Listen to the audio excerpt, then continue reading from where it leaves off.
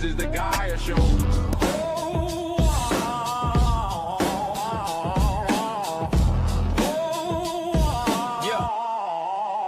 This is the Guyer Show. On the front lines, up in your face, red light on and the tape rolls. We don't blink.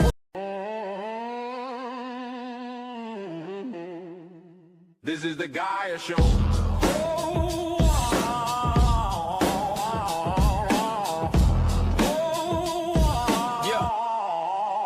This is the Guyer Show. On the front lines, up in your face, red light on and the tape rolls. We don't blink.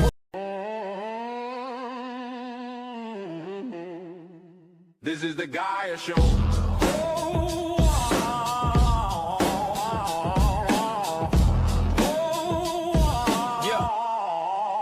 This is the Guyer Show. On the front lines, up in your face, red light on and the tape rolls. We don't blink.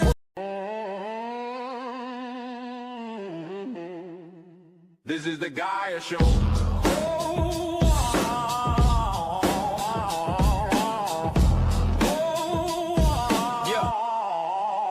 This is the Guyer Show. On the front lines, up in your face, red light on and the tape rolls. We don't blink.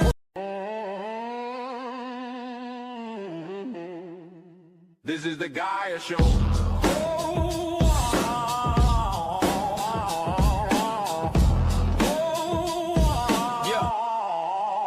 This is the Guyer Show.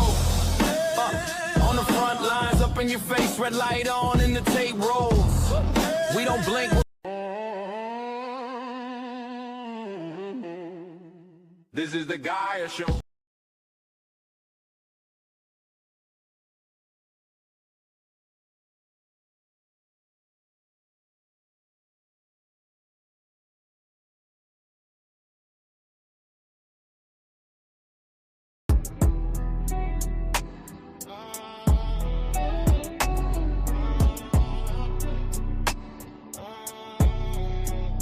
This is the Guyer Show. It's the Guyer Show.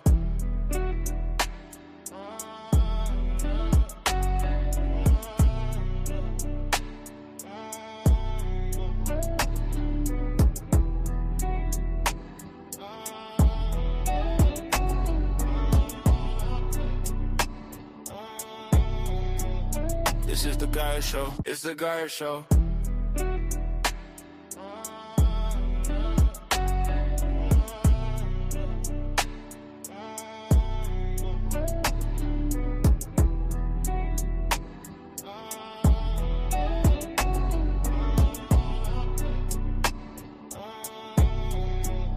This is the Guyer Show. It's the Guyer Show.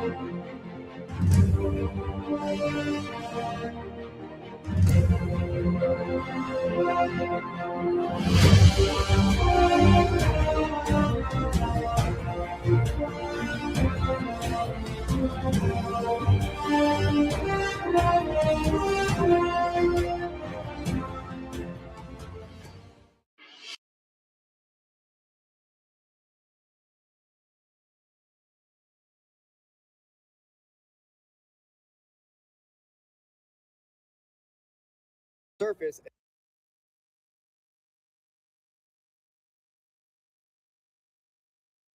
In Oregon, right now on the surface, it's just another building by the tracks. But according to federal documents released by the U.S. Department of Justice, this is a financial drop point for one of the most dangerous men in history. We're talking about Jeffrey Epstein.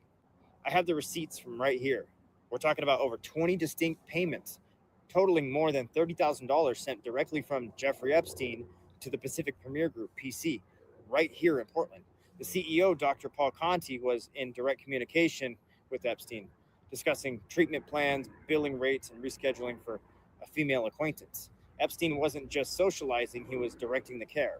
He was paying the bills, and he was getting fascinating updates from a doctor in our city about the woman's progress.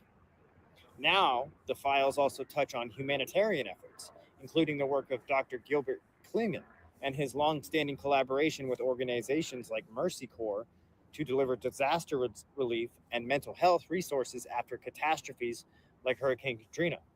But while these documents are bundled together in the federal trove, they expose a strange reality: the sheer scale of how Epstein's influence and his money moved through private psychiatry and global nonprofits alike. You can see it in these internal communications between lawyers. They were actively tracking individuals like Patrick Stoufel, who were flooding survivors with messages, trying to gain attention to this case. I told Virginia Roberts everything that I was doing in 2020 from the protest, and she sent all that to her lawyers in the FBI, every last bit of it.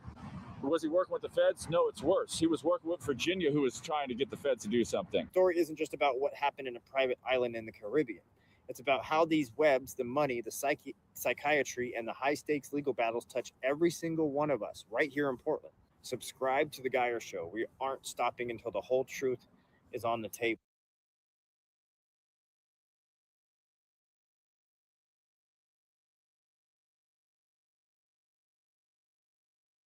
Way. Now I'm walking back to my car. You're not going to allow me to walk back to my car? Take that path back to your car. No, I'm going to walk this way. Take that right there. path back to your Right car. there. No, I'm going to walk. No, path back to your you car. can't. This guy's stopping me from getting in my car. This guy's a Nazi. No, I'm not. Get the fuck in your car before you cause a motherfucking I'm not problem. causing a problem. Yes, you I'm walking are. down a sidewalk. Just by fucking breathing, you're causing a problem. And that's how you Get feel? the fuck back in your car, No, bro. you don't tell me what to do. Oh, really? Yeah, you don't. Bet you listen eventually. Eventually? Yeah. When's that eventually going to be? Who fucking knows? I'm going to go on a walk, but I'm not going to get back in my car. Oh, okay. Yeah. Yeah, leave your car unattended. Leave my car unattended? Uh-huh. Or what? What's going to happen? I don't know. No, I'm not. That's a lie. 100%. He's already been told to stay out of the park. For walking. Someone talked to you about staying out of the park? What, are you going to slash my tires? Oh, no. Spray paint your bullshit fucking Nazi-ass propaganda all over my car? Nazi propaganda? Do you understand? You guys spray paint swastikas all over cars. That's Nazi propaganda, isn't it?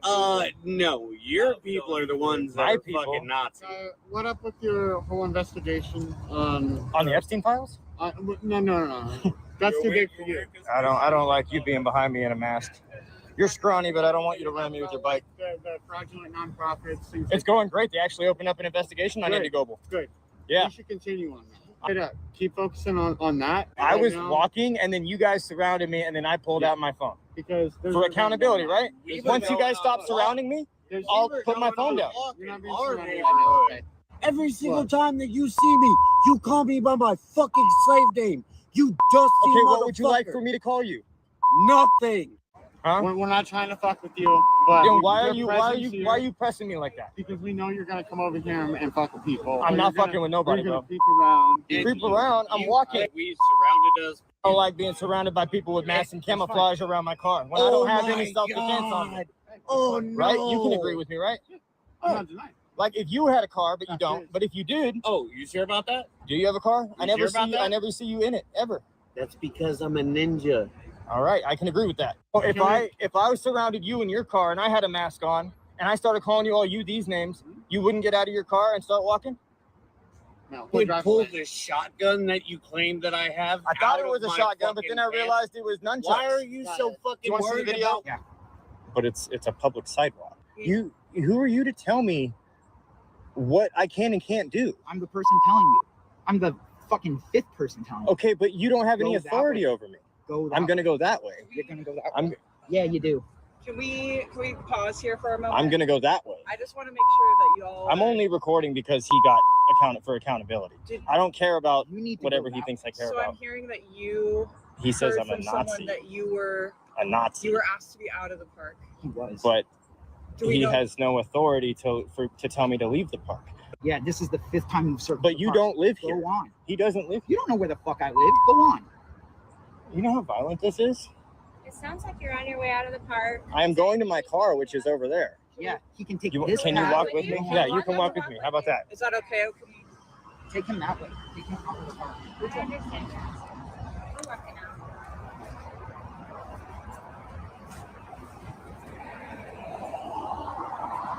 Look, I'm out of the park now. All right, keep going. No, dude.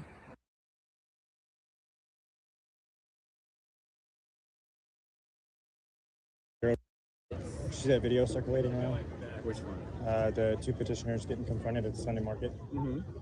That was me. That was you? Oh, That was you're a me. guy, or? Yeah,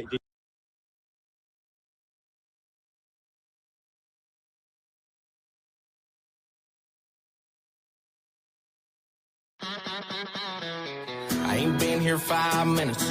Next thing I know, you and him come sliding through that swinging door.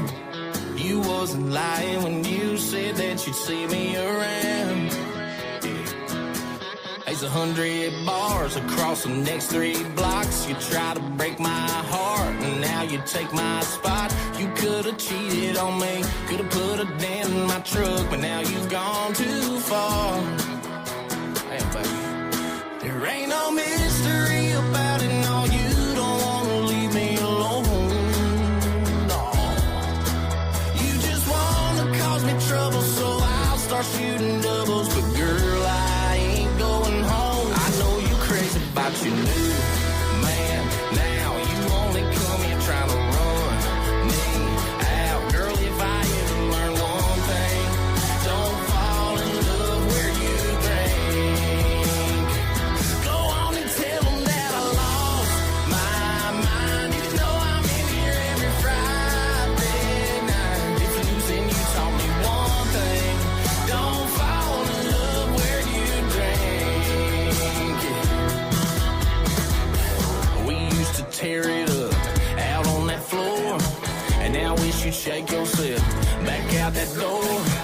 I wasn't lying when I said that you drive me insane. 'Cause you do. Ain't no mystery about it. Every time you kiss him where I can see. I see it.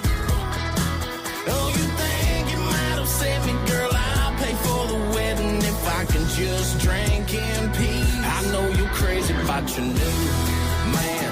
Now you only come here trying to run me out. Girl, if I ever learn one thing, don't fall in love where you drink.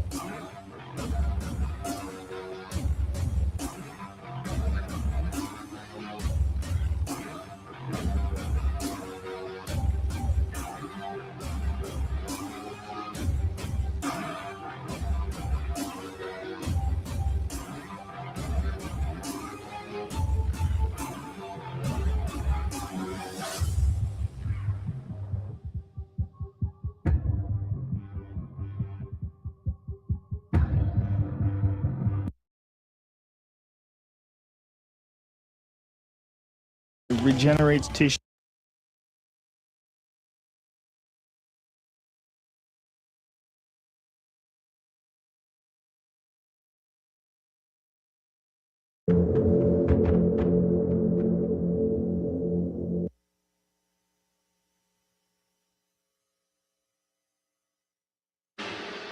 All right, boys.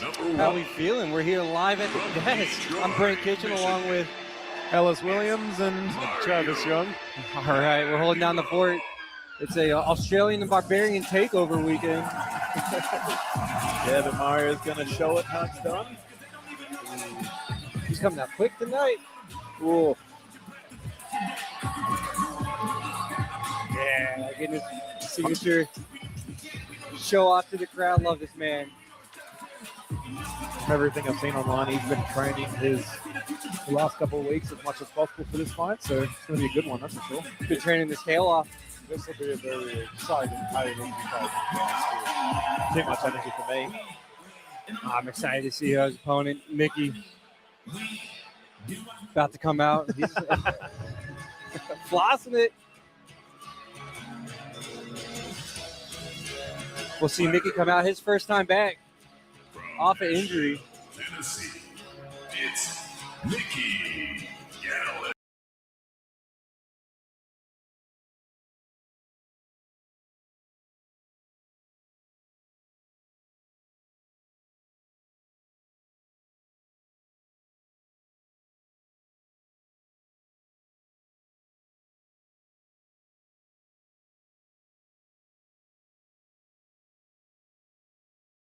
Oh man. We're for an exciting first fight. Headbutt along the way there too. Oh boy. He's fired up. Yeah, I had baby, giraffe kind of thoughts going into this, with those new limbs and joints he's got. Both of them, they'll leave everything they have out there. Yeah, They'll crawl out if they have to. Fighters to the center of the ring. To introduce the fighters wearing the green tower from Michigan, it's Mario Aguilar. And his opponent, wearing the black braid from Tennessee, it's Mickey Gallus.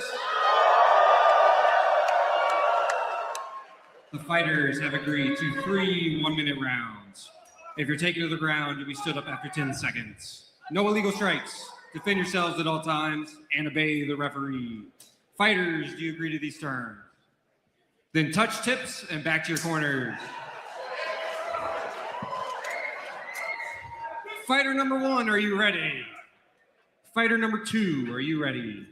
And Pittsburgh, who's ready to kick things off? Then start.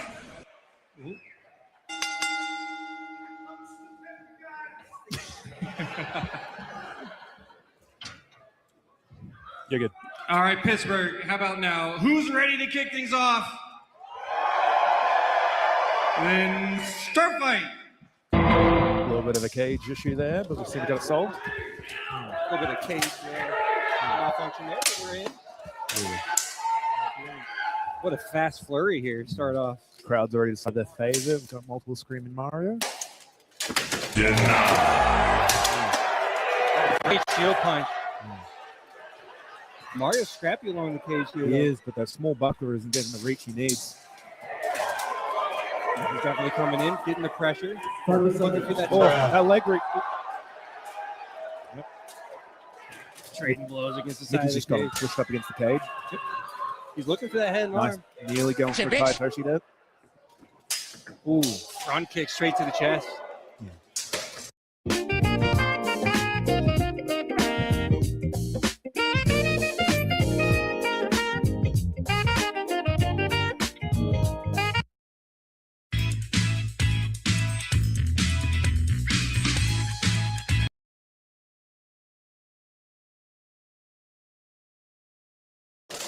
And good tricks. Mickey's got those kicks going, but Mario's turned it around with that pressure.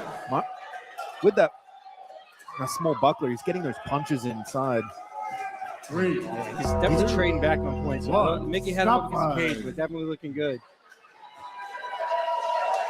And quick round 1. I tell you what, it comes quick. We'll see how they go. Yeah, let's see this back. I almost have to watch it back on the replay. It comes at you so fast. We'll see how they go with their energy levels, because both these fighters, you think, they could take it to the next level. There's no quit. Man. They both have enough energy for 3 rounds of this high pace. These are 2-minute fighters, and we got them only in for a minute, so they are going to be slamming. We'll see that.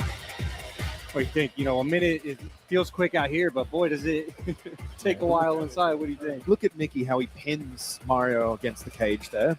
And he's constantly keeping him on his toes. I love these strikes on the way out, too. We'll watch it every time he comes off this cage. He gets the trip here. Almost he gets the reach, but Mario manages to stay up. He's quick. He'll spring right back up. But Mickey, he gets these points right after the exchange. Mickey gets that great 45 off Mario, preventing him from being able to use his sword and buckler. Let's see how it goes for this next round. Yeah, I think Mickey's probably got the points on that, but not too far off. Maybe. We'll see. Mario managed to get some great hits. Everyone was traded that one. 2 points for the head and body and 1 point. So, but there is a chance Mario comes back in here. Yeah. They're ready to go. We watch this one.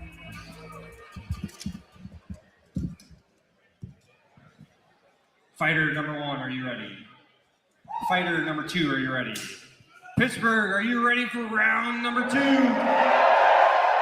And start by. All right, talk to me, Alex, here. Oh, man, very kicky. This is, we got a full MMA fight in here. We mentioned I was worried that Mickey wasn't going to be able to do much movement, but his knees look good as new. Oh, man, he's firing. Yeah. Oh, that pressure. Yeah, keeping that cage controlled, looking for that backwards again. It's lining up 30 these straight seconds, punches straight to the head, though. It's opening them up. It is slower, but Mickey is pinning him so well. Definitely in control of the fight, control of the cage. He might try to pull this If he back. manages to get this tie touch, no. Oh, Steps through. he's trying. He's tucking his head, but Mario got the around. Mario's grip on his sword there is so tight. If Mickey tries to throw him, he's going to get thrown with him. Exactly. But he landed on top. So Mickey's going to be able to get his 3 points for that and any other on the ground, but saved by the bell. Looked like it, yep. These rounds go so fast. Oh, man. You do not have time to adjust. Not in these 1 minute rounds. So it looks like they're both slowing down, so we'll see how this third round goes, but they're going to take it to the last second. They're both going to leave it all out there on the field. I don't think we're going to see a measured third. All of these exchanges, Mickey's managed to get us 1 or 2 hits up on Mario every time. And Mario really needs to get inside of that shield and stop Mickey from being able to just pressure him against the cage like this. Yeah, circle out on the cage. We'd like to see that. Yeah. Come away. Keep him safe around his leg trips as well. But I noticed that Mickey is scoring a lot of these two. These are coming into the torso and to the head. So they are, but it's that Mario has the ability with that small buckler to do these jabs to the side of the head, side of the body in these small exchanges. But he keeps locking in that grab, which is great if you've got the time to recover. But these 1 minute just keep going. You'd think he'd be in perfect spot against the cage. 10 seconds, fighter. Lock and load. Let's see who gives it this last round. I think Mario really needs to push it.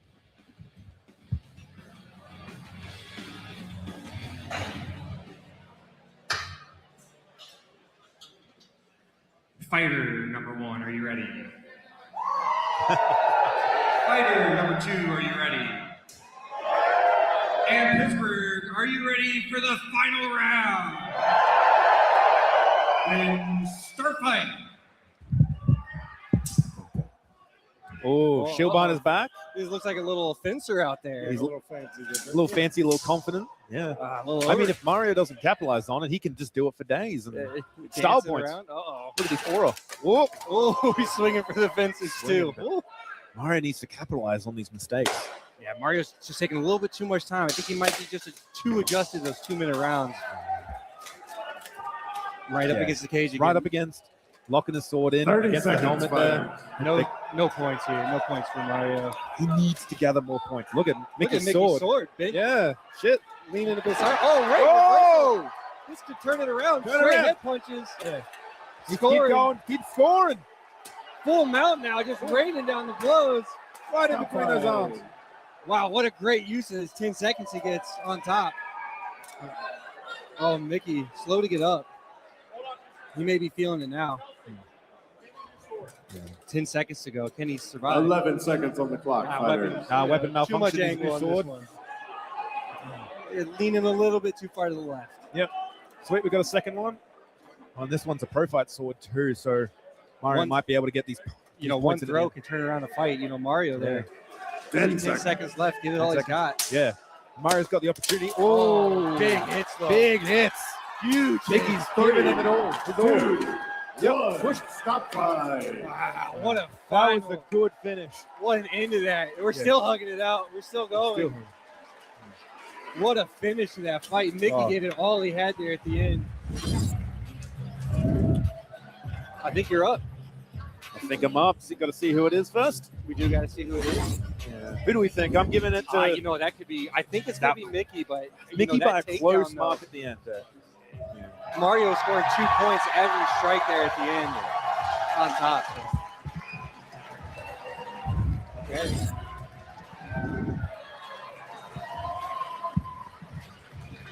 They say tennis is great for remembering you can customize and save hundreds on car insurance with Liberty Mutual.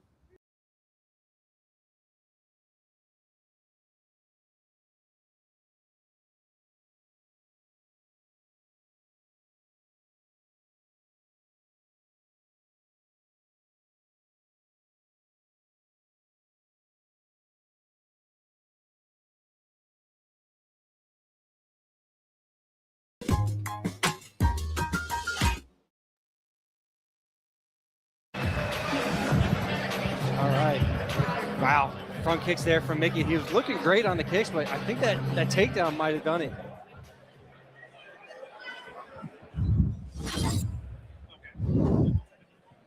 And the winner, Mario Aguilar.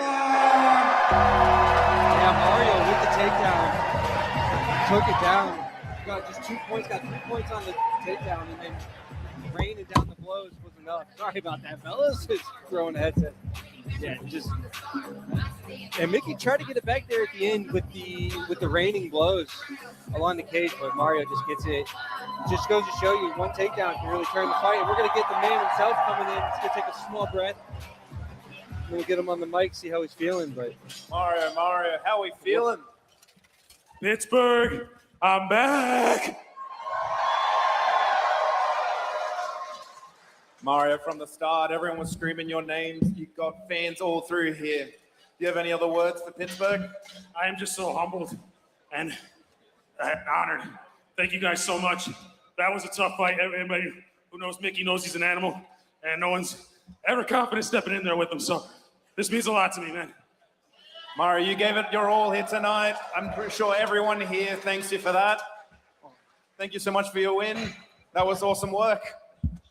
all right, Mario Aguilar, your winner there. And we got our favorite Australian, Ellis, on the mic there, giving him the interview. He will be fighting later tonight, so keep an eye out for him. He's our second to last fight of the evening.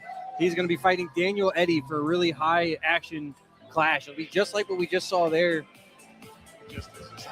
Oh man, we have an awesome card tonight. It's, you know, all experienced fighters pretty much coming out, explosive fighters. It is not going to be a dud at all. We'll roll right into our second fight here. It's going to be Tyson and, you know, again, Barbarian Takeover and Patrick. A lot of these fights, they're going to be, you can tell just by the name, they're going to be Oh, you know, we may have already just seen it. To be fair, you know, not being too biased with the president here sitting next to me now, giving me the opportunity to do this, but that may have started out fight of the night. You know, way to start it out there, Mr. Mickey. Mario's changed his game so much, man. He's amazing from where he was. I mean, I fought him in October, you know, to where he's at now, taking it very seriously, mixing and matching. Those easy step through takedowns, stuff like that, and they're not open anymore on Mario. He's built his full defense and completely changed his game. Yeah, to incorporate the armor and he stuff. popped up real quick. He had a couple of leg sweeps there that he did not give you the opportunity to capitalize on. And so you could see, you know, visible frustration almost out there, just not being able to score on those efforts. Yeah, absolutely. I mean, I could push people around and hold them, but like if I gave him any room to, if I unlatched from an arm or a leg, it was coming up my pipe. It was, yeah. And that reversal there, third round, just cut. You know, I think we had Mickey round one, Mickey round two, edged it out. But then he sat on me. Oh man, he just rained and blows, got the point. So he did one awesome. takedown. You know, you lose that focus for just a second. Match number 2. We'll get round two here Number coming 1. out. Tyson from Columbus, Ohio. It's Tyson Rowery.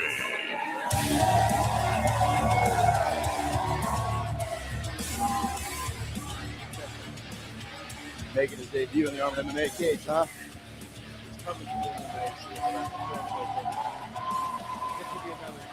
fine. This would be a good one to watch. Absolutely. Patrick Smith too is like coming to the sport pretty young to it, but really hungry. guy He takes is everybody to give him. So. But Tyson, yeah, with the MMA background, all he's do is translate it. And you'll see somebody like Mario, right? That's what Tyson's future looks like. He's not a bad person to be like. Not at all. And he's going to be excited to watch. You'll see some weird stuff coming out of it. And Tyson, you know, he's going to look a little bit smaller, but he's got a 15-pound weight advantage here, too. So with his MMA background, you know, you may see a grappling clinch based game up against the cage. I know he's going to play it smart. It's Patrick's sword game. And Tyson knows that going in, that his sword game is not on par. Coming out with the dragon flag. With Patrick the banner. Smith. What? Some drip here. I love this. With the ROA helmet. This is a night. I'm not sure when the day came that I decided not to look cool out there, but I miss it. All this good-looking armor I hate. Oh, yeah. You know, he definitely won the good look award tonight. Yeah. That's going to be hard to beat. You know, Mario's hard to beat, too, with his tail and his get-up. But, you know, that might have taken him. Drawing the sword, too. Woo! Watch out, ladies. All right, let's call these goons to the center of the ring and get this kicked off. Fighters to the center of the ring.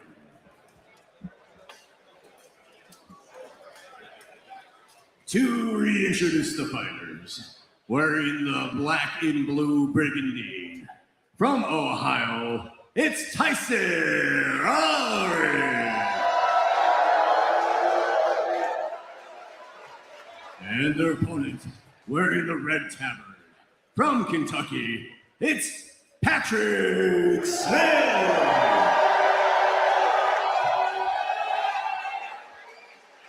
The fighters have agreed to 3 1-minute rounds. If you're taking the ground, you can still up for 15 seconds. No illegal strikes, defend yourselves at all times, and obey the referee at all times. Fighters, you agree to these terms. Then touch tips and back to your corners.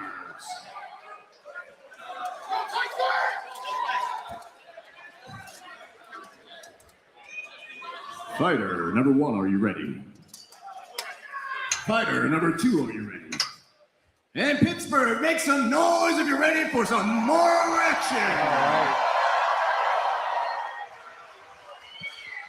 Then start fight. This one may start a little bit more measured than our last one. Yeah, we'll see how they decide to approach this. Tyson likely, with that MMA background, likely get some touchy-feelies and then... Oh, man. Odysseus. I knew it was an unwinnable war. Odysseus, we found a way. Where is he? Where is he? Odysseus is dead. He's coming back. Keep us straight! Odysseus. Odysseus. Odysseus! Let's go! The Odyssey now playing in theaters everywhere. Rated R.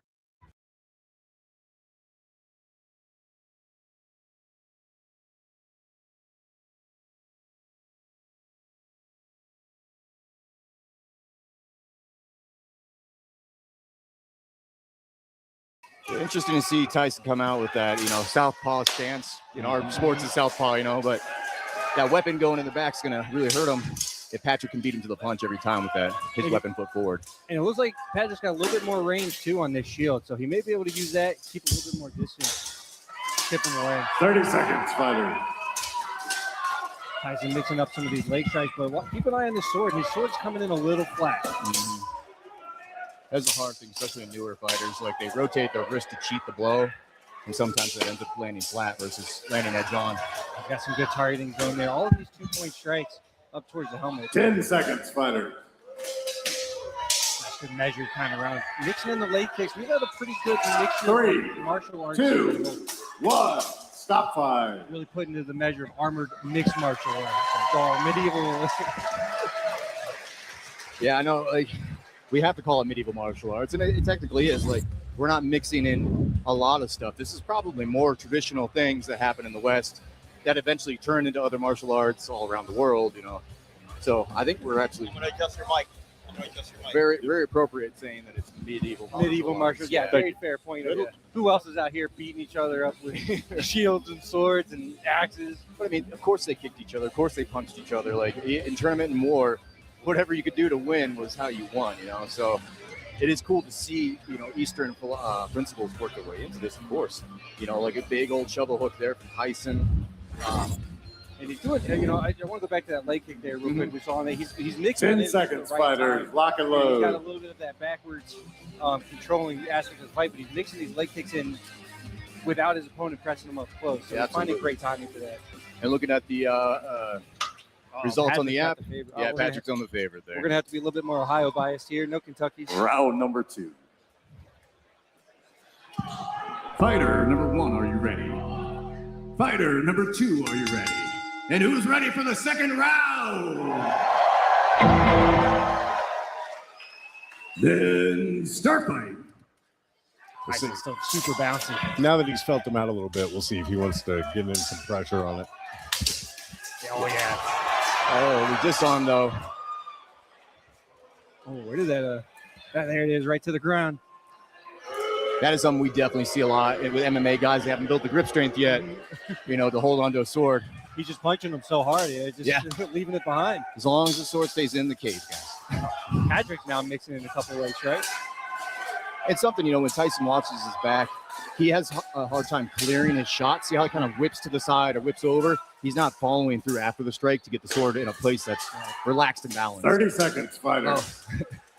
Yeah, a lot of, you know, probably just a lot of bag work there. That's fair. One into the bag and then back off. I actually think. Oh, go ahead. Yeah. No, I mean, I was just about to say any fighter's game because we're both chipping away here on the kind of the exchange. I'm a little surprised Tyson hasn't come in here on the grapple. He's got the weight. 10 seconds remaining. But I'd like to see him get a little bit more press. There it is. If you can turn that into something. 3. Oh, Patrick defends it with a head rip. 1. Stop fight. What a great way to stuff the head there and neutralize any sort of advantage. Yeah, that would be another big thing that you see different in armored fighting versus no shot. Regular fighting. Yeah, it's, you know, someone charges in, you just like, I'm going to push the back of your head down just a bit. You know, that and double leg's probably not coming in. No. And you can try to shoot, man. I've definitely tried to shoot my shots. I've seen you. Yeah, I think you tried to shoot it on our favorite Australian there, Ellis, a couple times. And he jumped out of the way. Mixed success. But looking back at this, like, again, I don't mind having Tyson have his shield hand forward, right? But he's losing a lot of power with his sword back there. He's throwing it so hard, but see, there's no follow through. He's not clearing it out. It's actually kind of pointing at Patrick's face. Mm-hmm. And Patrick's kind of just staying on this, you know, almost swimming like motion with the shield, sword, shield, sword, shield, sword the whole time. 30 seconds. Yeah, 1, 2, and if you see your opponent looking down like Tyson is right there, snap their head down. I think Patrick maybe got a taste of confidence with that last 10 seconds of snapping Tyson's head down. I'd like to see him just say, hey, come on, come in, snap the head down and see what he can do with it. You know, make sure, because he's keeping his chin tucked, you know, the MMA style, not trying to get knocked out. But 10 seconds, fighters. Lock and load.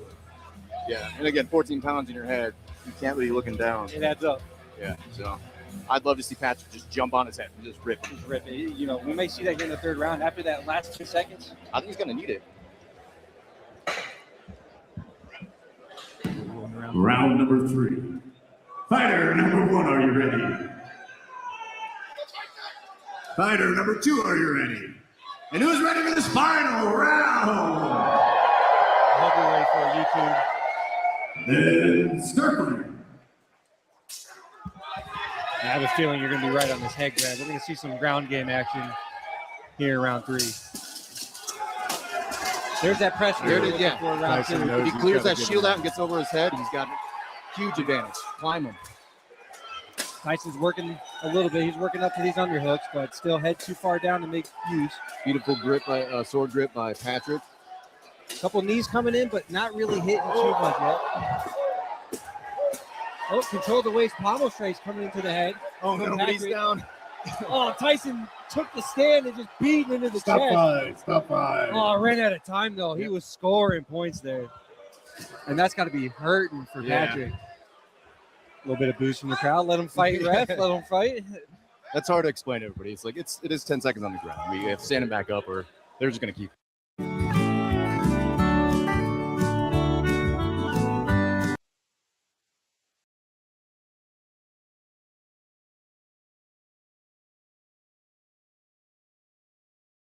Patrick getting up. No. Right back in. I'd like to see Tyson go right back into that. That was working. Oh, arm drag. Tyson getting tossed around a little bit. Patrick, Yeah. 10 still coming in. seconds, Still, fighter. there's no stopping that. Keep swimming. 3, A 2, little tuckered out. Looking 1. good. Stop Still winning fight. votes. Ooh, this is going to be a close one there. Nice. That was a strong third round for him. That was It fun. was. I like that. That was a lot of points there at the edge of the cage. So we'll see what the scorekeepers give him. You know, he's kind of far away from some of the keepers. So hopefully they got really good vision of this. We're gonna watch this back here on the replay. He got control of the hips, and that seemed to be what did it. He pulled the hips back, just sucked him in. Oh, we were just talking about double leg almost. Yeah. Yep. Control of the hips, sucked it in. It was just enough to slide the foot. Right there. Yeah. Yep. Right down to the knee. It was just a little bit. That's all needed. Yeah, I can actually see the sword hand touching the back of the hamstring a little bit. That's enough to keep somebody from at least stepping around the forward pressure. Oh, he gets 5 more seconds there, and I'm just like, Tyson had that fight won on points right there. Oh, he's squatting in the middle. You can't see it on the replay, but we got wall squat. Fighters to the center of the ring.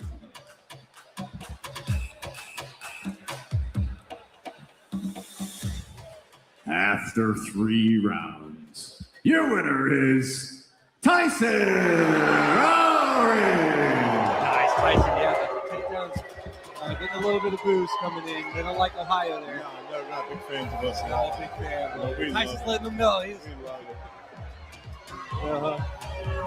waving to his OnlyFans. Let's see what he hear. All right, make some noise for Tyson, y'all. Yeah, you can boo and cheer. That's fine. That's fine. He earned his win. So, you know. But Tyson, this is your AMMA debut, man. How's it feel to take home a W? Win or lose, man, I just wanted that pizza afterward. I'm hungry. Absolutely. I feel the same way. I just want to drink some water, eat a bunch of pizza, and lay down. But your game plan, like you come from an MMA background, right? How do you feel like that you mix that in with, the armored combat fighting? Is that difficult to make that transition, or do you find it like it's finally clicking in for you? So it's clicking a little better. A lot of times single and double legs have issues with safety. So we can't do a lot of the wrestling background that I get taught so frequently. But dig in, dig deep, figure it out, plan it out. That's what fighters do. Yeah, it looked really good, especially over there. We were talking about it. It almost looked like a single or a double leg, effort, right? But all you did was kind of capture the back of his hamstring and then take him down. How did you weasel out of that? Like when he tried to pin you and then you did a lot of damage. Tell me about that. Head over hips. Anytime somebody's hips are under you, keep them under your head, keep them under your own hips. You win every time. And then you laid some bombs against him, man. You were aiming at the chest. Why is that? The helmet's 20 pounds. This thing's got an opening right down the center. Just smash them up in there. Well, anybody you wanted to say thank you to? Any shout outs you got, my man? I got a special shout out to I got a kid at home. He's a young guy. He's a fresh newcomer. He's a little frustrated, but he's got a lot of potential. Hey, Paxton, you got some time. Lose some weight. You'll do better. You'll do great. All right. Round of applause. Congratulations on your debut, my man. Tyson, everybody. All right, Tyson getting it done on his armored MMA debut. Representing Ohio and the Barbarians nicely. Baxter, you heard him. You got to lose some weight. No bias on this side. No bias over here. on We this are side. a An Ohio completely thing. unbiased, non-Ohio cast over here. Yeah. Well, the amount of weight that everybody has in fighting. Like I did weigh myself in that armor. I'm like, I'm 240 in armor. And I thought I wore nothing, of armor. Hell, I'm practically one time body weight in armor. We got some of us small guys over here. But enough of the men tonight. We got some ladies tonight there, Mr. Lee. Yeah, absolutely. From Pittsburgh,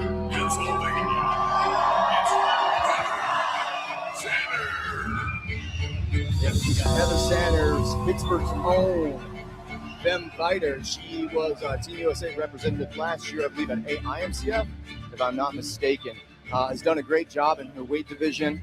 I believe, she's taking on Lane later tonight. He's a little bit lighter, but Heather does a great job of positioning people where she wants them to be and then just capitalizing. Like, it's just a textbook case of move them, capitalize. 100%. She's been on that competitive grind. She's been at every tournament you can imagine.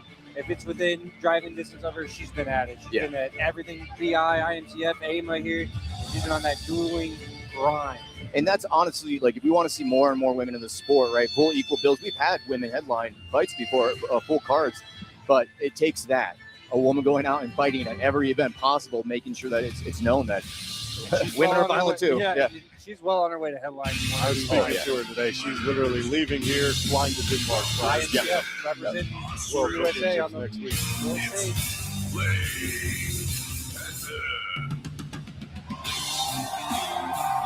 Our second favorite Australian. Yeah, speaking of international travel, Lane just came back from BI Invitationals, I believe, just last week. And now she's here fighting at Armored MMA. On with the Valkyries, the Australian team over there. Yeah. Romania. Yeah. A little bit of tail of tape. Yeah, Heather's got a little bit of the weight. Lane's got that height advantage, though. But the experience, of course. I know Lane's been doing about a year, 4 years. That's a lot. That's a big difference. Yeah. It is. And Lane's shooting up there fast. She's got some of the best coaches in the sport. Fighters to the center of the ring. What she does against that experience. She trains with Ellis and the other Kenya's members. What you want to do is save hundreds when Liberty Mutual customizes your car insurance. That's great, but can you ask your friend?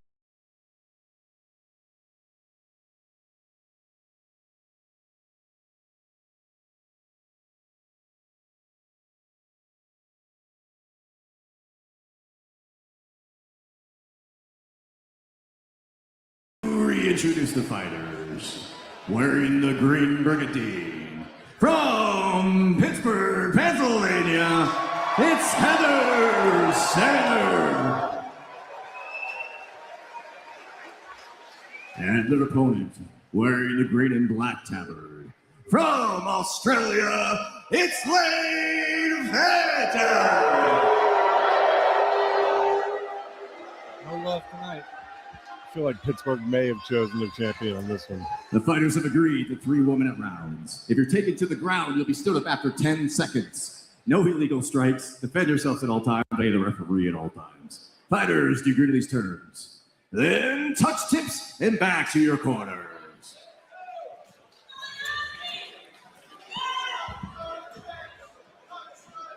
Round number 1. Fighter number 1, are you ready? Fighter number 2, are you ready? And who's ready to kick this fight off?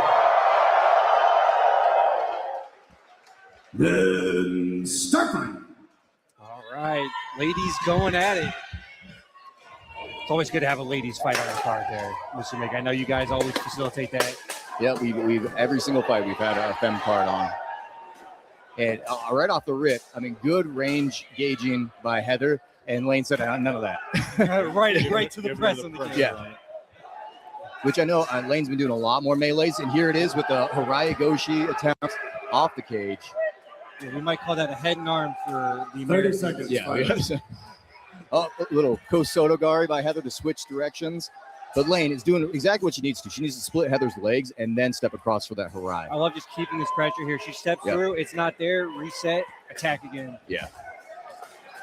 The cage is a different beast, man. I mean, most people are used to fighting in a list. 10 seconds. No room for your legs to go underneath either. So, or the swords. Your swords get caught up. It's a different ball game. 3. Oh, great trick.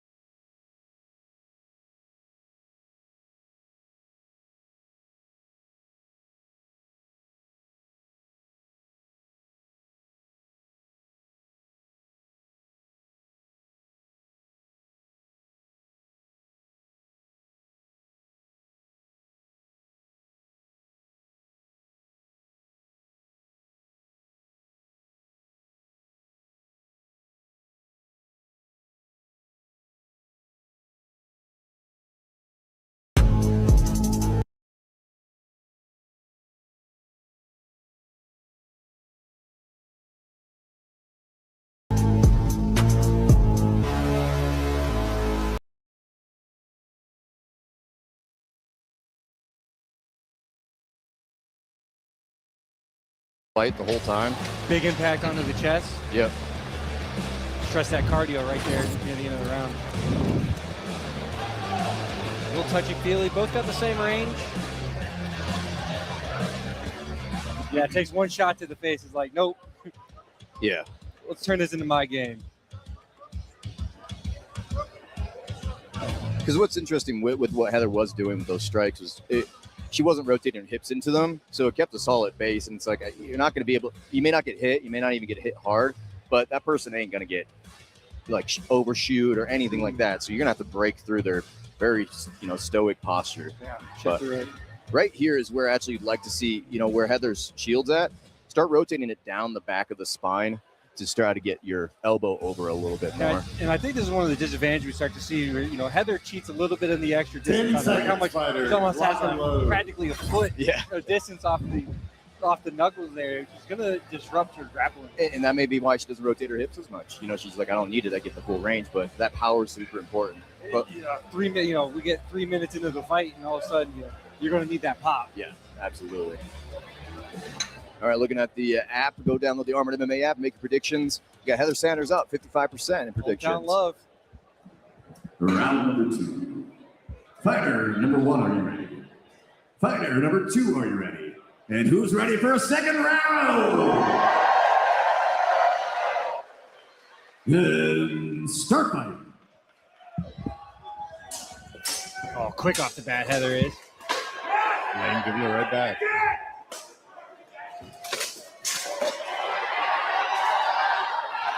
Lane really looking for these trips. Yeah, smart move on Heather getting that shield in front of that hip. That's stopping that Asota guard from coming through. Heather had control on the cage there for a second, but then Lane smartly rolled it out. Yeah. Hooking the sword, Heather, right over the back of the head. It's going to keep this tight. Lane chipping away at some points in this exchange. Again, I'd like to see Lane stick her hip in and split the legs up a bit, take away that base. Because Heather's got a strong base, and she's not afraid to sit in the cage. Yeah. Very solid square stance, secure against the cage, not moving too much.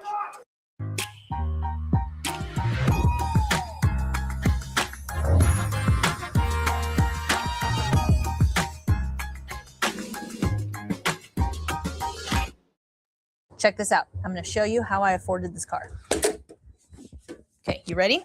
All right, $118 for car insurance. That's how much I was paying, okay? I picked up the car a few months ago and watch this. Ready?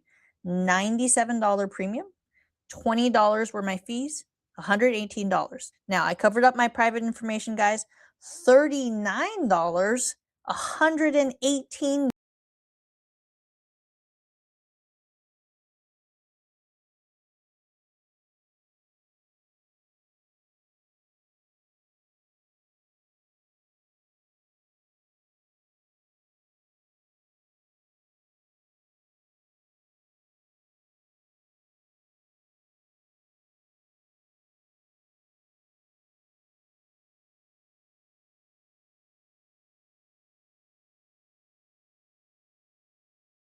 Those flinches and the counters may not even be counting them.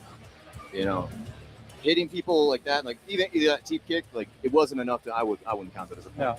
No. But it's good effort though. I had Heather come in. She's there, but I like that more from Lynn. I like being out in the open field. Maybe her coach got Ellis there in her corner tonight, so maybe he tells her he's a great coach. You'll see him fight again later tonight, and you'll see some of his stuff too. But hopefully he's telling her back, let her come off the cage a little bit and come score some of these points, because she's definitely up in the exchanges.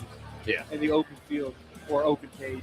Like honestly, in my fight, that's how I felt. Was actually I should have let him off the cage because he was actually handling himself very well.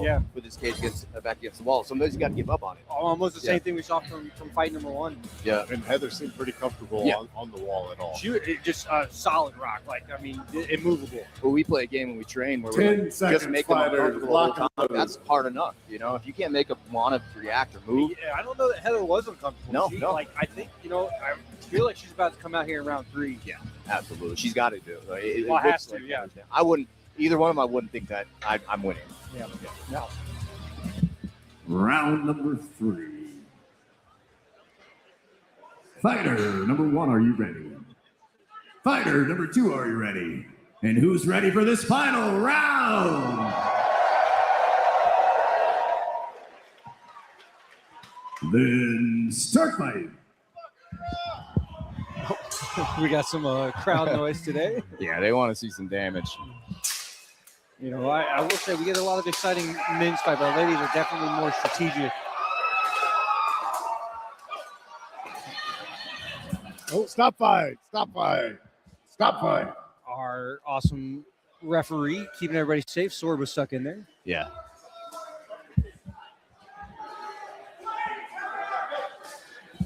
Oh, man, we're back.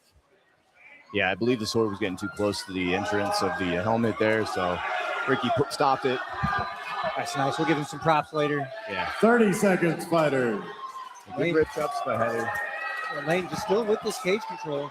Yeah, but Heather's like, this is enough. I got to go all out. Here it is, all that pressure that she get. There it is. Wait until 30 seconds left in the round to send it. Yeah. Good It head is working. rip. Yeah, good punch. Yeah, this is it. This is Heather's round. She's got to go. She's scoring, too. 10 seconds, Gotta go. fighter. Not even going for the trip. Just still No. on the blows. Yeah, don't waste your time trying for a takedown. 3, 2, Right to the stomach, right to the head, right to the stop stomach. fight. Solid comeback in the last 30 seconds. Well done, Heather. What a final 30 seconds. Bided her time, waited. She's cheering. And she's looking fresh. Yeah, looking great. She's feeling good about that. Another one of our, 2-minute fighters here stuck in the 1-minute round. Just, give it all they got. That's right? true. Like the 1-minute rounds, all you're thinking is go, go, go, go the whole time. Have to. The 2-minute rounds, you at least get to think a little bit. Jeez, It's one of the quickest minutes and slowest minutes. There's our sword. That's why our referee stopped it. Yeah, smart. It was getting close. It was buckled. It was bowing. Yeah, better to stop it, be safe than sorry, And this is where Heather turns it around. Last 30 seconds, and then it was all Heather from there. Yeah. Like you said, not even worried about the takedown, just get the shots in. Because there was an opening there. Heather stumbled. Was like, I need points. I need more points here. I'll hold her against the cage, striking right there. Potential takedown. Yeah, some were glancing for sure, but man, they have a lot of body shots I whipping. would rather be sending those at the end than receiving them. Absolutely. And it's close. I can already see the referee still over there debilitating. It's tough. Deliberating. I said debilitating. I mean, well, it's about both. Some of our math skills are. Yeah. Yeah, we got to take some shoes off.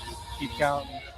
I wouldn't know how to count this. Heather came back a lot, but Lane controlled 2 rounds.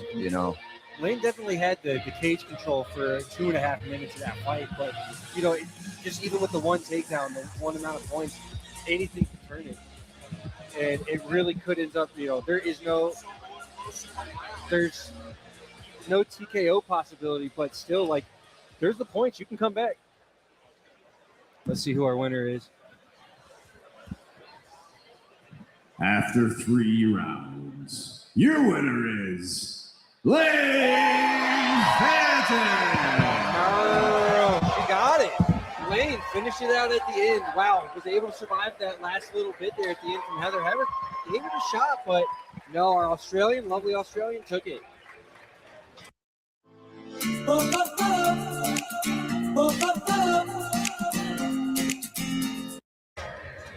There's just that cage control, the aggression, the pressure, the first 2 rounds. All right, make some noise for Lane. How you doing? That was awesome. Let's hear this accent. Now, Heather's a tough opponent. She's about to fly over and represent Team USA at World Championship. So how does it feel to fight somebody who's like, I'm going to go fight the world next? Like, how's it feeling? Terrifying. I have so much respect for Heather as a fighter. She is such a tough opponent. By far other than Kelsey, I'd say the most tough opponent I've fought so far. And yeah, it's an honor to fight her. Absolutely amazing fight from Heather. What was going through your head? You applied a lot of pressure. That's really what ended up winning out, is that you controlled the wall for 2 rounds straight. Was that your game plan? Is that what your corner was yelling at you to do? Or you're just like, I'm going to go push you around? A little bit. I realized pretty early on, and I kind of knew this going into it, that Heather is such an amazing duelist. And so, the goal was to try and muscle her, get her into the cage as much as possible, throw some knees, and see how that went.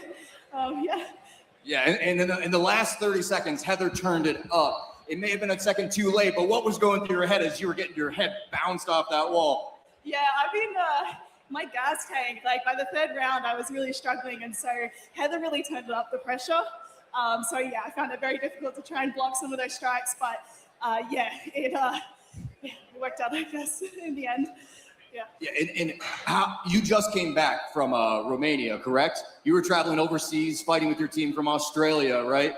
Which was amazing to watch. I watched all the fights. It was fantastic. How do you think that affects you going all the way from Europe, all the way back to America, and then fighting here in Pittsburgh? Like, how you feeling after all that? It's been insane. I got back on Monday, and the jet lag really hit me on like the Wednesday, and then the smoke happened, and yeah, so it's been struggle street, but it's yeah, Romania really like prepared me as well. So yeah, it's good training. And you're really new to the sport, probably full training up for about a year now, maybe a year and less than a year. Yeah. So you're brand new to the sport. What's your future looking like with this? Who do you want to fight next? Do you want to start doing pro fights? What's next for you, Lane? I love pro fighting, so more of AMMA, fighting with my husband, and yeah, just getting into it. Yeah, just as much as possible. All opportunities are good for me. Yeah. And anything you want to say before we let you loose and get to the next fight? I just want to say thank you to my team, the River Sirens, and also the Tears Valkyries for letting me fight with them in Romania, and then also my wonderful, wonderful coach and husband, Elvis. Yeah. Awesome. One more time, Lane Fenton, congratulations on your victory. We'll see you again in a minute. Taking it over the hometown hero, Heather Sanders, and Lane with the victory. And I don't think I've ever seen anyone smile as much as she was. She during is a that super interview. smiler. At Papa Murphy's, we build your pizza with the freshest ingredients. You take it and bake it fresh in your oven. So technically, I make the pizza.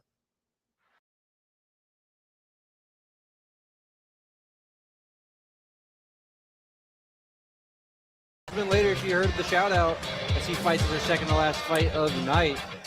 Pittsburgh, though, taking the L so far. You know, it's been Ohio night. You know, they've been traveling around. Oh, I'm getting laughs out of our Tennessee representative here. I have no room to speak. I did not win my fight, so I'll say I'm bringing home L's too. But I did mess up. Usually, you know, we have Heather Sanders fighting. Now we have Chris Sanders coming out. I tried to separate them a little bit, but the lineup just didn't work that way. So, but I'm excited. Back-to-back Sanders, so we're in for a treat tonight. You know, I will never be upset about that. And they're two of the people that put so much time and effort that they really enjoy. They're really enjoying cornering each other, pushing each other forward on both sides. Yeah, and I've been in that situation where I fight, and then I'm like, oh, I'm going to corner Kelsey or a teammate or something. It sometimes happens in the lineup, but they're always working hard together, and I'm really proud of them. You know, they're traveling all over the place fighting. Chris is probably known as one of the heaviest hitters out there, you know, especially in a team fighting scenario. He's known for rocking people's stuff. Many of us have been on the wrong end of that punch shield, and he lets you know when he's there. That's true. He did punch when he wants a car, and someone's like, I'm going to grab you. I'm just one of those, and I'm good. But then he's super strong, super fast. Like, it'll be interesting to see how he handles it. He's also going to Denmark overseas to represent Team USA. In the morning. It's almost a family affair now. From Springfield, Ohio. They're going to pack the armor up and hit the airport.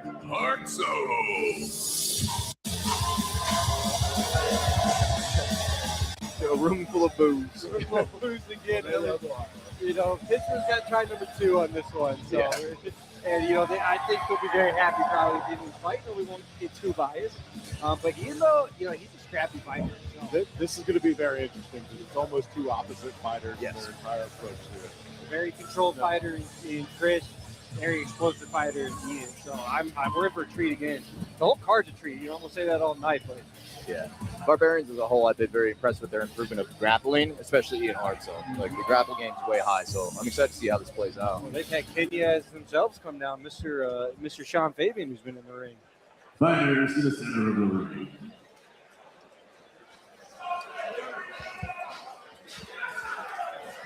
To reintroduce the fighters, wearing the black brigade, from Pittsburgh, Pennsylvania, it's Chris Sanders.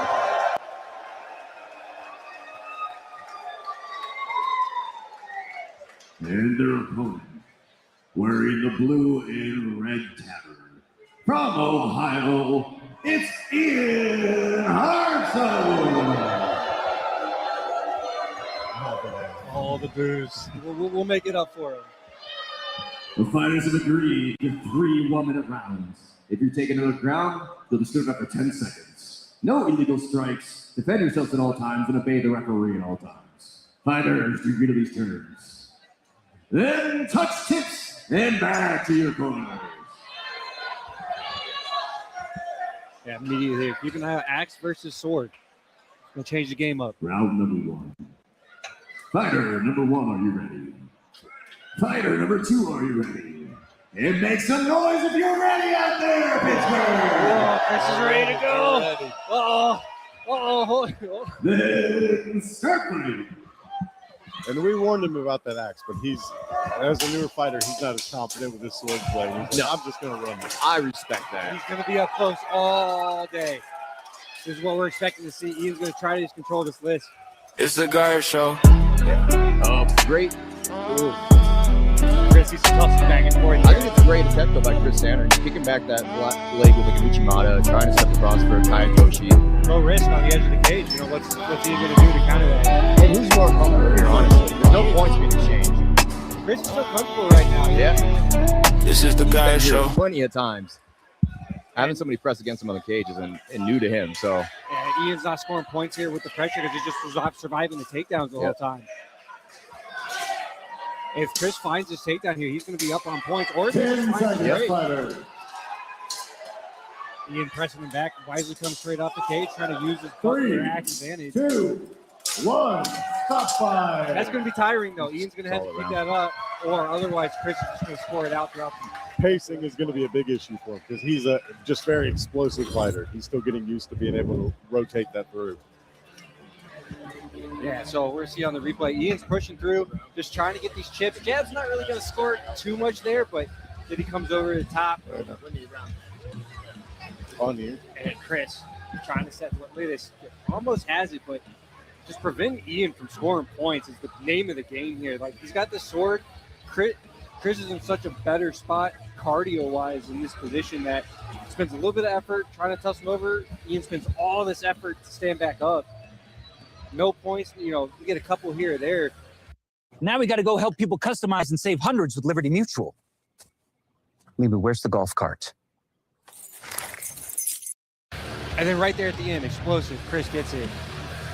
yeah, Last I'm really 10 interested seconds. in how Chris is feeling. I bet you he's fine. I'd be interested in how Ian's cardio. You know, because you get out there, you just, you know, you tense up, that core tenses up, and you just get ready to go. Ask me how I know you. That's me all day. Not the winner. Fighters, to your feet. No, we're looking over here. Sanders looking great.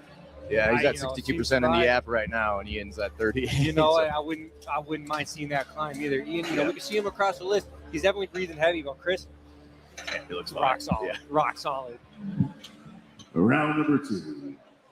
Fighter number 1, are you ready? Fighter number 2, are you ready? And who's ready for another round? Then start fighting. The minute this pace slows down, it's going to favor the sword. There we go. Chris will just be able to chip away at range and score these points. Nice. Yep, backing up. Chris was scored a lot of points on the exchange. Ian tried to press it, but couldn't hold him down.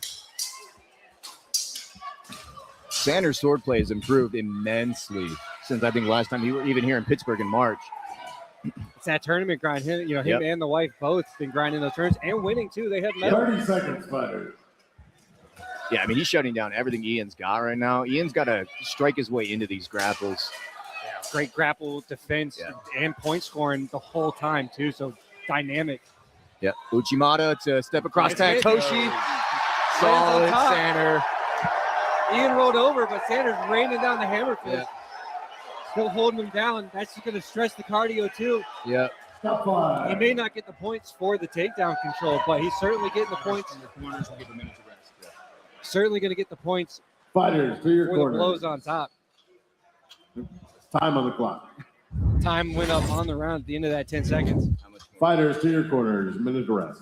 We'll go into the replay here. So we'll see Chris at the start of this. He's just going to get chip away. He's going to win the whole round right here.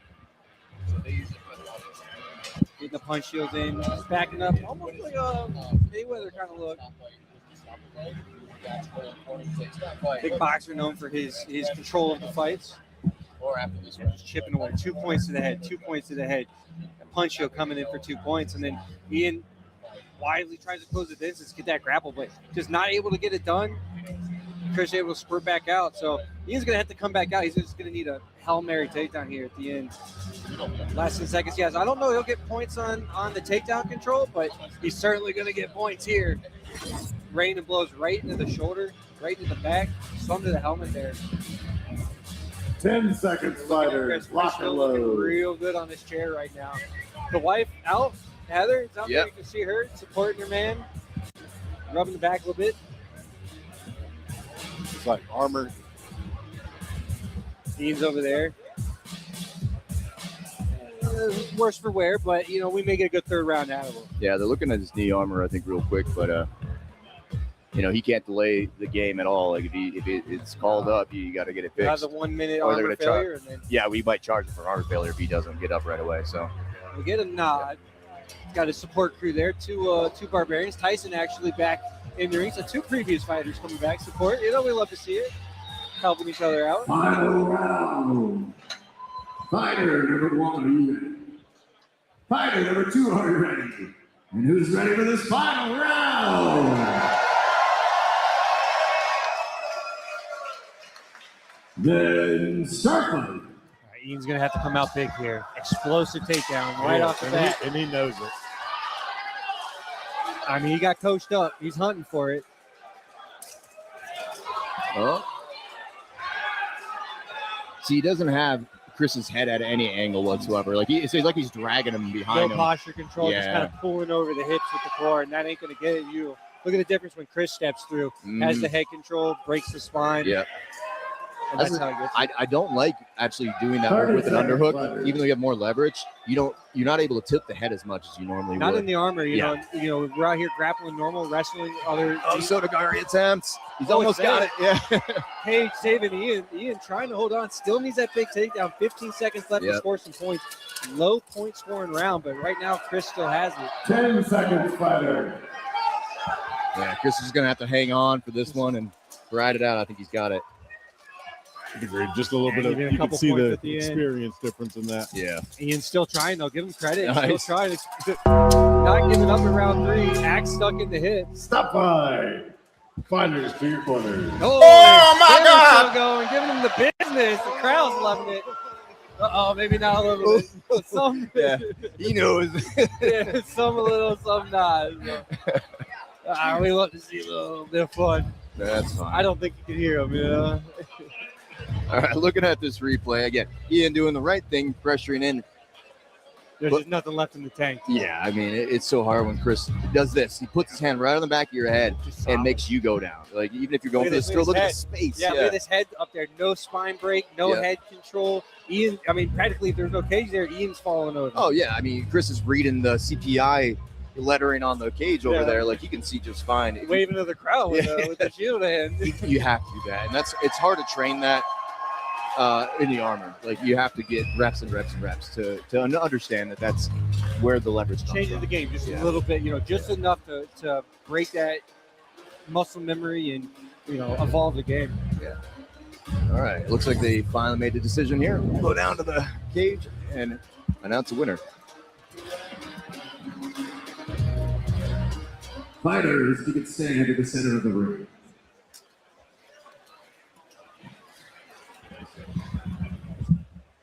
After 3 rounds. Phil has a new home and a dream. Yeah, you can quantify.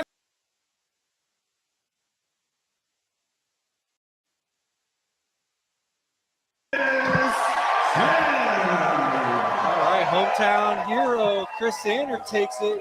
And that's a tough opponent to beat. That's a tough one. He's on the grind. You see them just methodical, just solid. Both the Sanders, that's their, practically their catchphrase or nickname. Just Ian fighting out, solid. but Sander, just that experience, that pacing, just being solid when you needed to. Give even some credit. All right, make some noise for the Pittsburgh hard opponent to hero, Chris Sanders, everybody.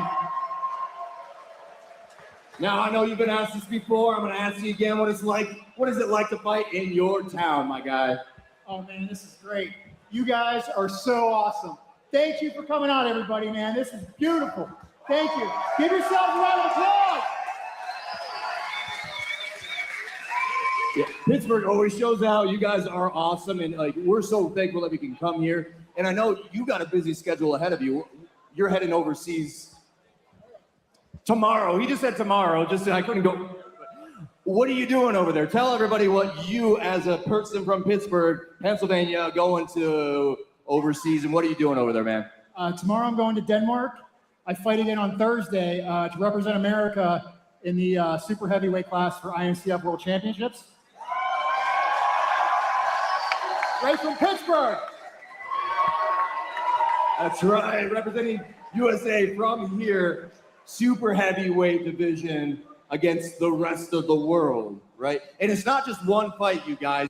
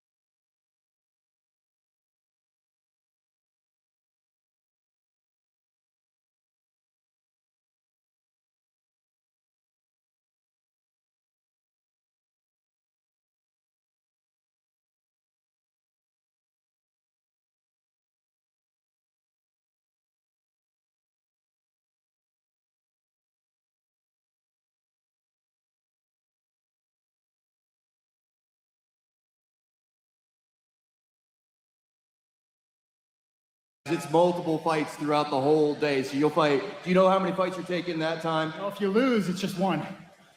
Sudden death world championship fight over in Denmark. Again, awesome performance. You weathered the storm that was Ian. He thought that he could pressure you the entire time. You looked very relaxed on that cage wall. Your head was up, no breaking of the posture. What was going through your mind, though, when you're like, I can't get off this cage? Was it just relax, you'll find your moment, or were you trying to scramble, get something going? So before I say anything else, I want to thank my wife for always being in my corner. If it wasn't for her, I couldn't do this. Thank you, Heather. She just fought. That was my wife. Round of applause for wives. Come on, guys. So I train at Mon Valley BJJ in Charleroi. I do judo there. BJJ, Cody Baker's my coach. We've been literally working on this stuff for forever. So when I get in that position, it's just like Monday afternoon. It's fine. Like we'll work from there. Yeah, you train the way that you fight, right? So at that moment, you felt relaxed, but then it turned a corner, right? You were able to hammer him over and over again, face shot, body shot.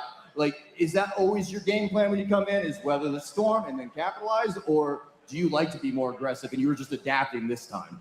I knew he was going to come straight at me. So when somebody does that, it's just more about angles and circling out and less about pressure forward because they're already putting pressure on themselves. So that's true. Let them wear themselves out a little bit. You did a wonderful Uchimata to a Tayatoshi step across. Yeah. Say it again for my judo coach, Cody. He'll love to hear that. Hey, Cody, he did a beautiful Uchimata to Tayatoshi step across. Well done. It was absolutely beautiful. I'll explain it later to you guys what that means, but awesome job. Your judo's looking great. Your boxing's looking great. Your dueling has improved so much since March. Do you feel like you're ready to take on the world in a few days? Yeah, I've gotten better in the last 6 months than the last 3 years put together. I've really stepped it up. With the judo and the striking and everything like that. So what do you got to I got to thank Rust Belt Armor Combat. I train out there too. They're in Akron, Ohio. Give them a round of applause. Ohio. If you want to get into this and you're close to Akron, go train there. Brandon Miller will hook you up. They're a great bunch of folks. This is something you want to get into. That's a good place to train. All right. Now, what do you want to say to everybody you're going to be meeting in Denmark? I'm sure they're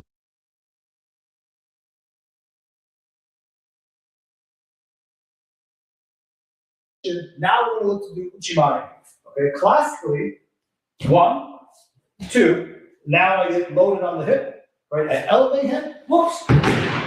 Uchimata in this fashion is sort of the most classic methodology. Really probably looks like that. You're throwing on 3. 1, 2, 3. Methodology number 2. Inside position shoulder turn, giving a little bit more of an exaggerated left. Here, hook the leg, step stab. The second leg goes into the middle. I load him onto my hip, and then I go for the Uchimata. Okay, this is sort of a 2-step Uchimata that you sort of definitely see more common in competition. 1, 2, 3. Okay? Yes, that was a little bit more like Amayoshi, but that's okay. Very, very similar attacks. And then, of course, at the very end, you could attack on 1, stepping across, walk. Okay, that's sort of a 1-step. You're watching at home, so look in the camera, tell your opponents what you want to tell them before you even head that way. Go ahead. Hi guys, I'll be there in a few days.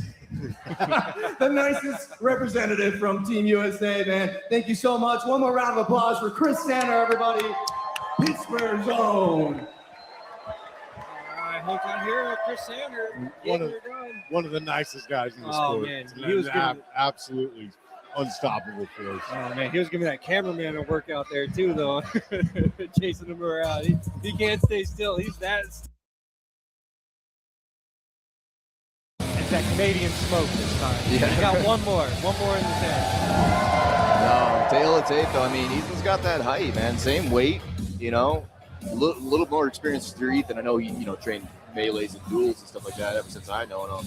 But that Detroit club's got that MMA background and that dog in them. So, like, experience almost doesn't matter at this point. No, it should be a grappling fight. These guys, Detroit has leveled up. Yeah.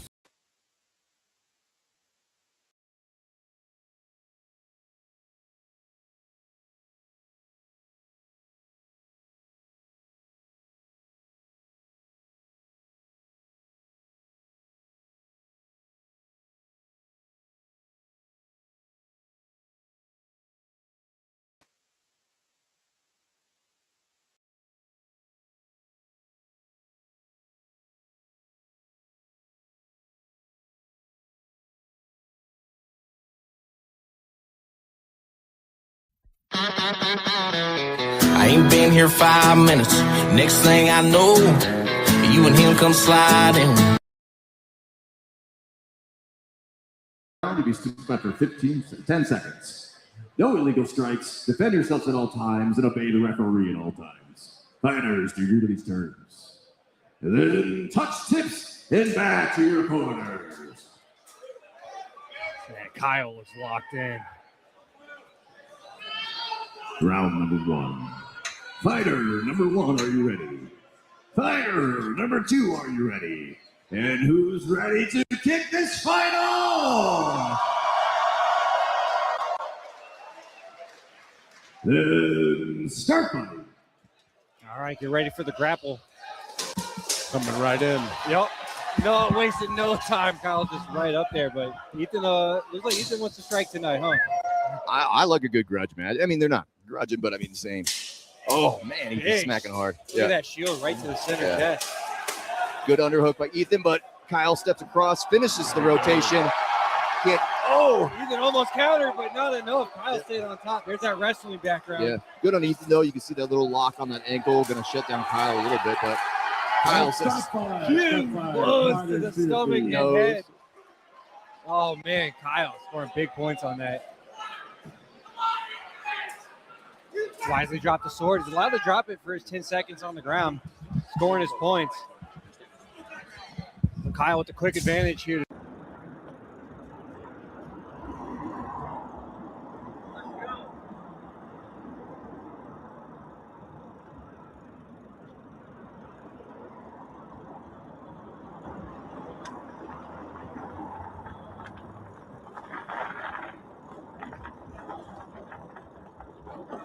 We're live in Portland, Oregon, Southeast.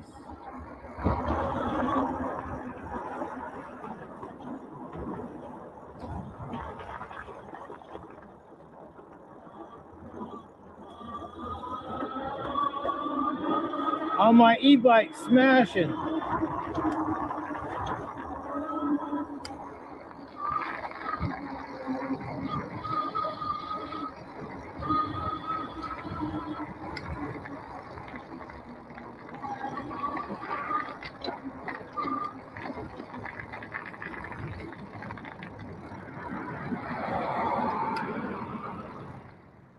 want some barbecue chicken?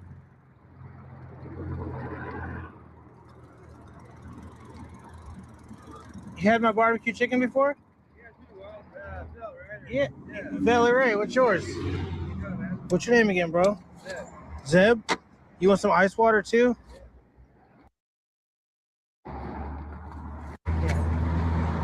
Yeah, I've been to your Instagram before. Oh, YouTube? Yeah. Yeah, I did YouTube. We're missing people, right? Yep, I find families with missing people. I reunite families. I do a lot of things. Jesse Cal helped get Jesse Calhoun charged with 5 murders so far. Great. That guy was great. That was thank you. So his trial's coming up. Yeah, he's just such a breed of shitty. Yep. So. He's from Oregon, right? Yep. Yep. He's from across different states. It's all here. No, it was all in Oregon. He did one killing over in Vancouver, Washington, just over the bridge. Please enjoy. You guys are the first people to get it today. Please enjoy, okay? Be safe out here, y'all. Until next time.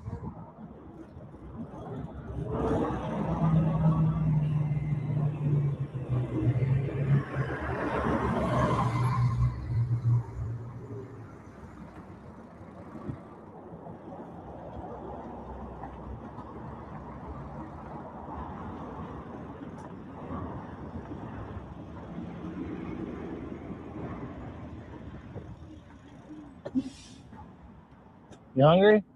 Oh, yeah. Heck yeah. You live right here? Yeah. You guys want some homemade barbecue chicken and ice water? Oh, yeah. Thank you, bro. You ever had it? No. Thank you, bro. That's Cool. really nice for you to know, bro. Yeah, I'm born and raised in this community, man. I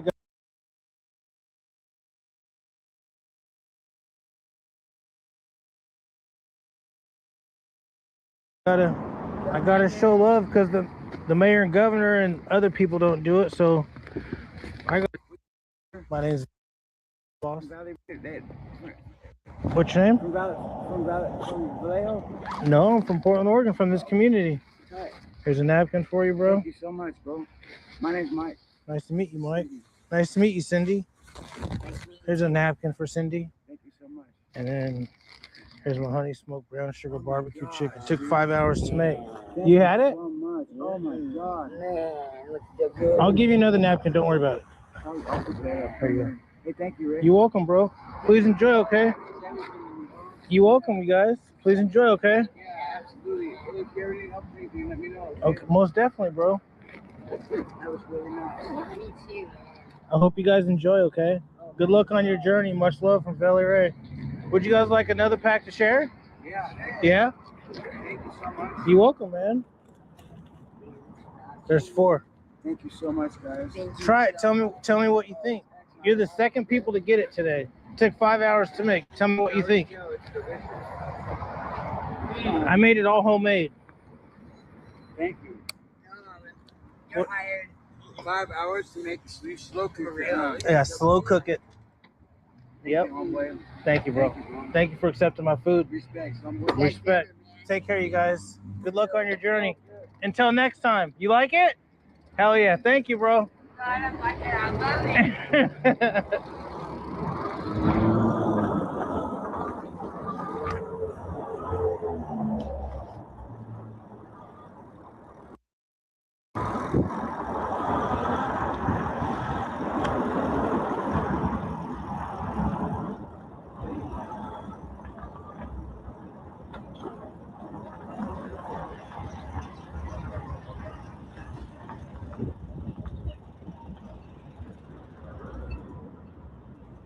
Let's go to Winco. Always drama at Winco. Hey, you guys, I had drama at Winco in the lane, and I started recording. This lady tried to cut in front of me, and then she started talking shit. So I started I said, "You want me to make you famous?" So I started. I thought I was recording, and I wasn't recording. It was one of the funniest interactions I ever had, and I didn't hit the damn record button. I wish you guys could have watched it. It was hilarious. Matter of fact, this one guy commented on my channel and said his mom's at Lynn's Park living in a car, and he asked me if I could bring his mom chicken. Let's go see. Easiest way to Lynn's Park. Let's go this way. Let's go to Winco first.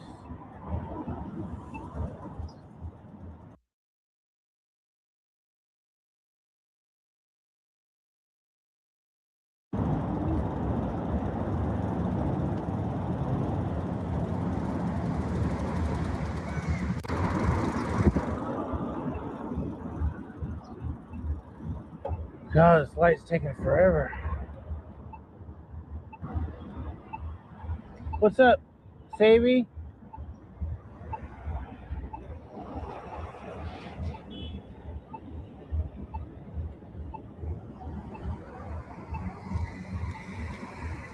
Hit the like button, subscribe to the channel.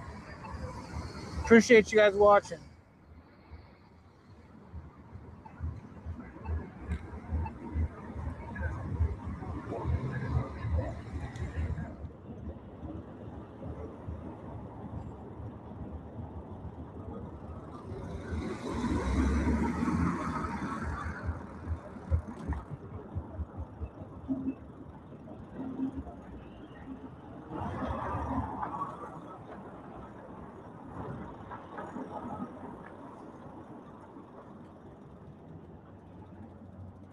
Are you living out here? Yep. Are you hungry? Yep. You want some of my barbecue chicken? Oh yeah, man, you got a couple. You had some before? Yeah, that's a daisy. I've been praying to find you. How long ago did you have it? I think about a month ago. Weren't you down here again? Yeah. Because me and my husband was hungry. Yeah. You want some ice water too? Oh, I love ice water. You're amazing. What's your name again? I'm Carrie. Carrie. I met you a few times. Yeah. Yo, that's cool. Thank you. I was hungry too. My dog just came home. Oh, really? Yeah. Give you 2 packs? Yes, please. There's 8 pieces for you. Really? Yeah. Thank you so much. You're welcome. Please enjoy, okay? Good luck on your journey, love. Until next time.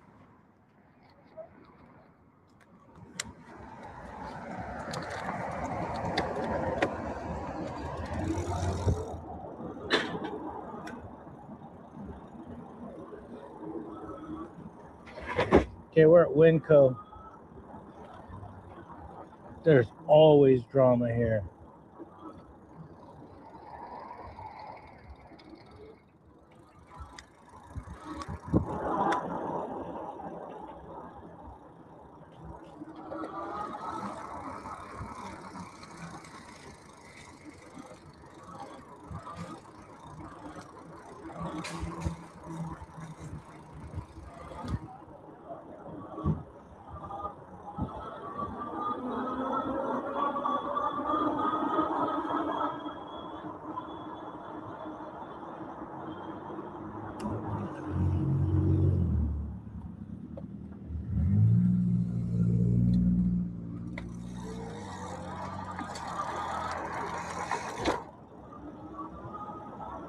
That was a close one, but I got good brakes. I seen him, but he didn't see me.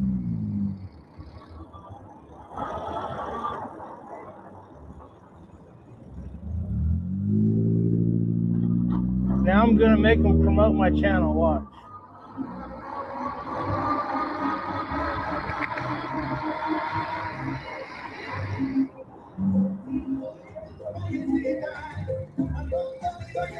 Oh no, I gotta get away from that music. I gotta get away from that music. That music.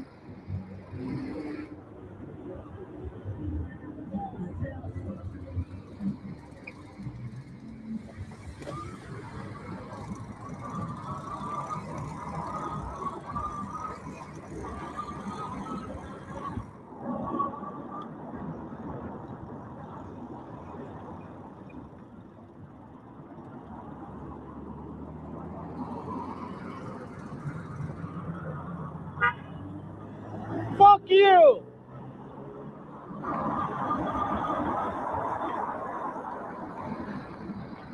You living out here? You hungry? Yeah. Are you homeless? You want some of my barbecue chicken and ice water? Sure. You ever had it? You ever had it before? I think I met you before. What's your name? Crystal? Crystal? Yeah, you had my barbecue chicken? Yeah. Did you like it? Some ice water for you? Thank you. I appreciate it. You're welcome. Let me give you some chicken too.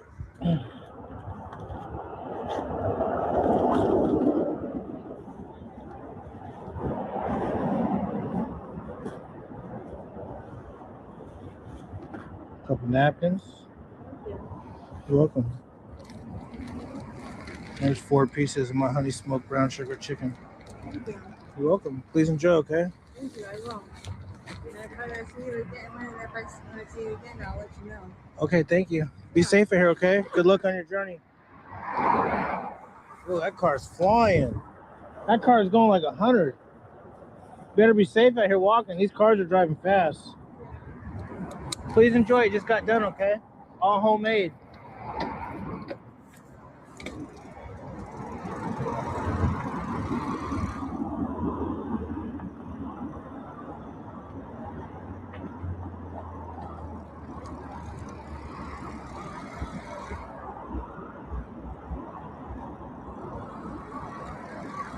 Philly Ray Streets!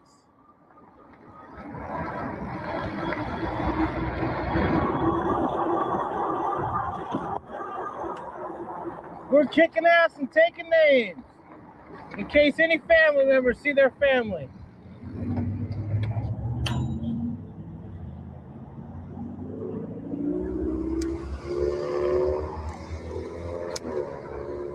Hit the like button and subscribe to the channel. Don't have hate in your heart your whole life.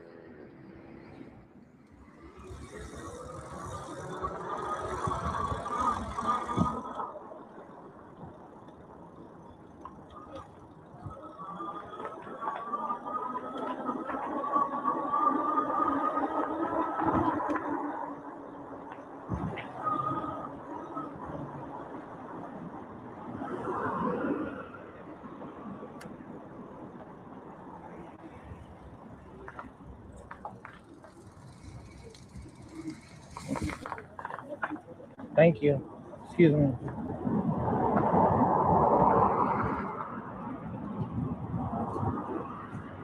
Are you guys outreach workers?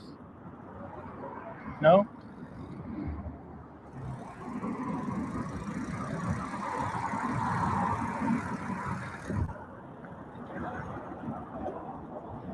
What's up, bro? You hungry? You want some homemade barbecue chicken and some ice water? Huh? Yeah? What time is it? It's 5:40. 5:38. Wow, look at that car flying. That's why there's a record death on this street right here. You got to be careful sleeping on the side right here, bro. Okay? A couple ice waters. You're welcome. Some homemade smoked barbecue chicken. Just got done, okay? Took 5 hours to make, brother. You're welcome. You ever had it before? For me? There's a couple napkins for you. Yeah, I make it at home. It takes 5 hours. Smoke it on my Traeger, charcoal grill, and then put it in my oven. The honey smoked brown sugar chicken. You're welcome. Please enjoy, okay? Good luck on your journey, bro. Until next time. Hey, just got done. You're like the 5th person to get it. Yeah, I do it all the time. It's my community, born and raised. You are too? Yeah. Nice. What's your name? Joe. Joe? Valley Ray, bro. Nice to meet you. Please enjoy it. Have a good night. Tell me what you think. You like it? Cool. All right, take care, bro.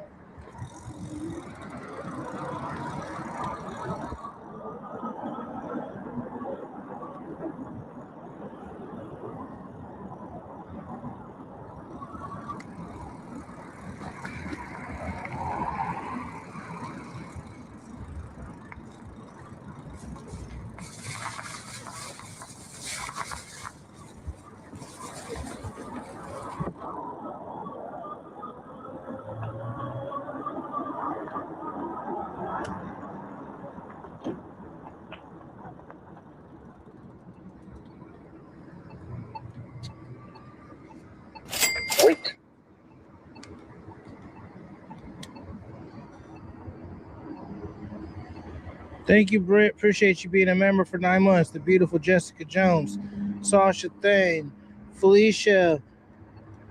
Appreciate you. Grape 8, what's up, my brother? Nord Garmo, appreciate you. Matt Shink, DB Cooper, Sean Smith, Sabi. Sorry if I missed you. Thank you guys for watching. Wendy, Dyer Digital, what up, G? Tim Nelson, Jason Kuntz.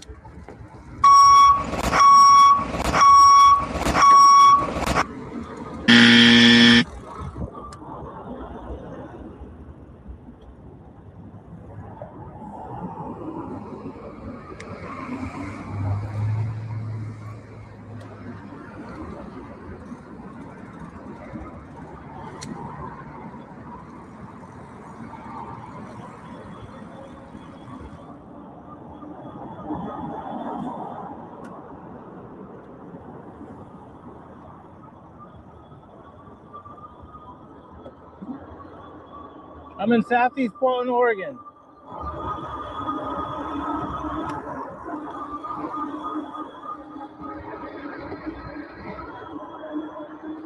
My community, born and raised.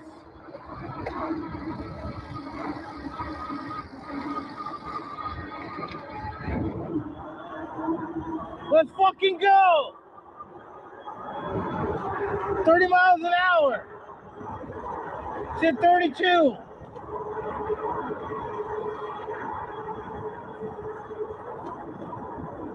We're fucking smashing.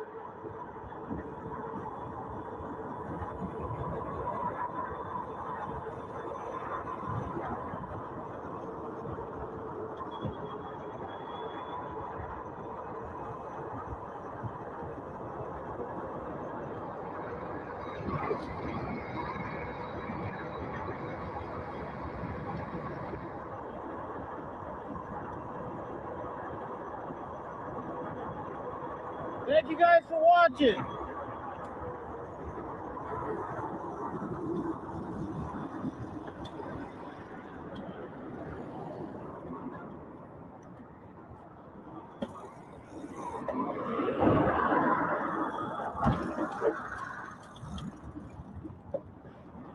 Somebody commented on my channel and said, could you please go feed my mom? She's homeless in a car around Lynch Park. So let's go see if we can find her. I told him I would do it. Wait. I don't remember the kind of car he said she was in though.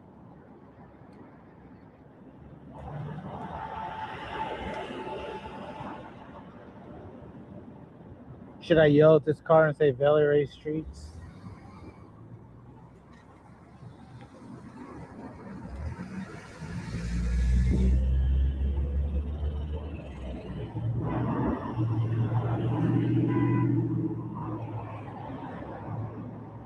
If you guys are ever driving around in Southeast Portland or downtown or anywhere in Portland and you see some crazy fucknut screaming Valley Ray Streets, that's me. Gotcha, bitch! Are you crazy? Are you out of your mind?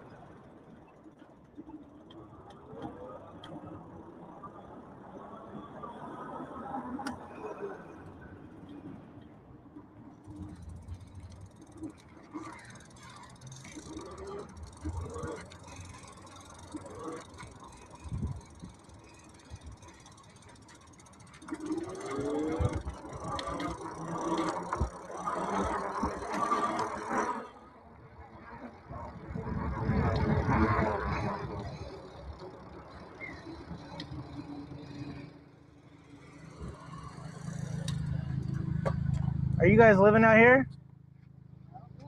Are you guys living out here? You hungry? You want some homemade barbecue chicken? Yes, please. Some ice water? Yes, please.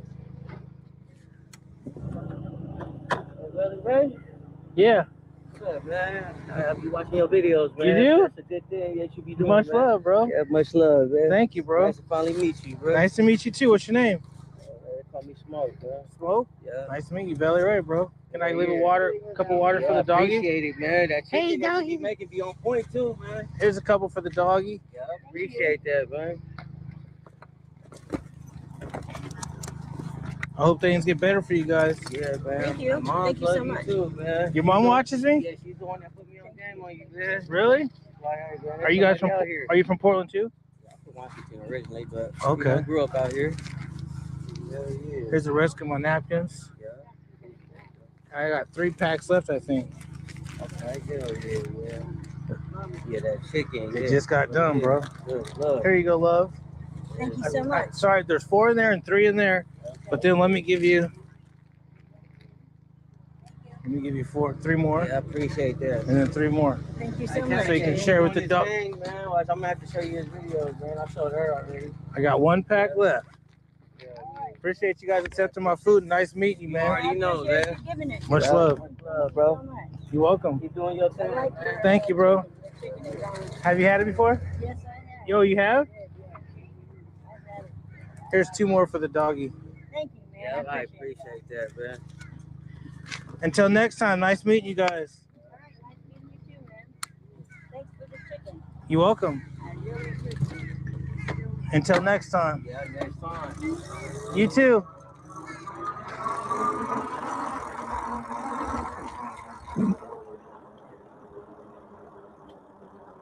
They were awesome. That right there made my day.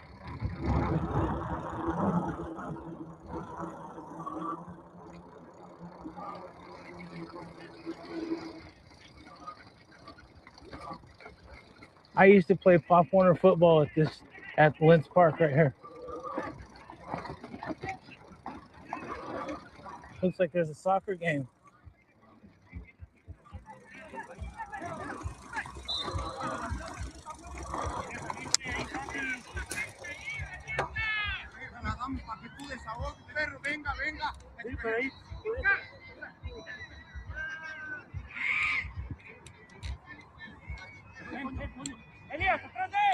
I used to play soccer too.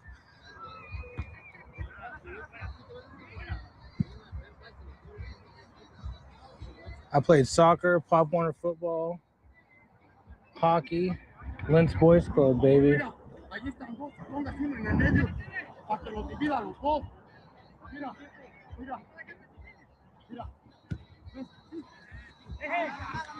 Oh, he hip checked him.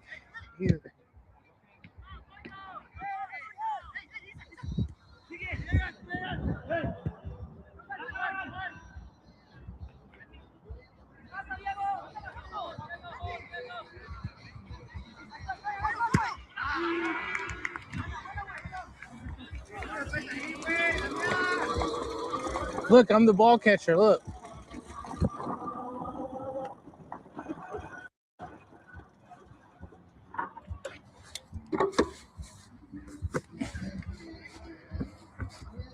I'm the ball catcher. Bring the ball back. Look.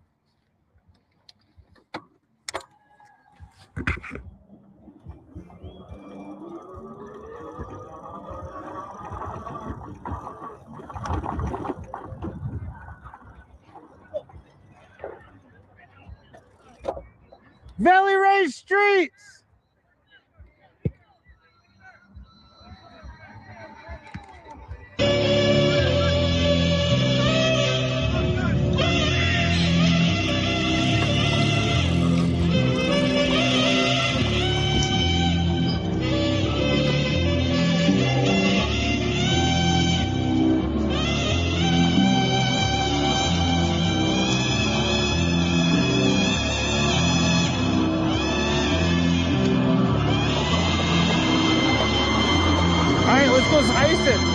My friend Cisco bunny hopped over chains in the middle of the sidewalk and busted open his chin. Got like 20 stitches. We're about to hit a speed bump. Oh, just caught air, baby. 35 miles an hour.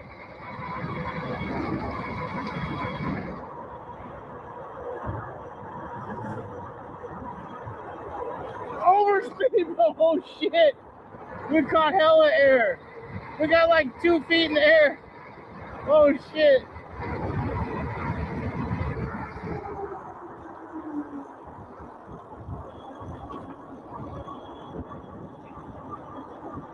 I grew up in these apartments right here in the Southeast. All in elementary school and middle school.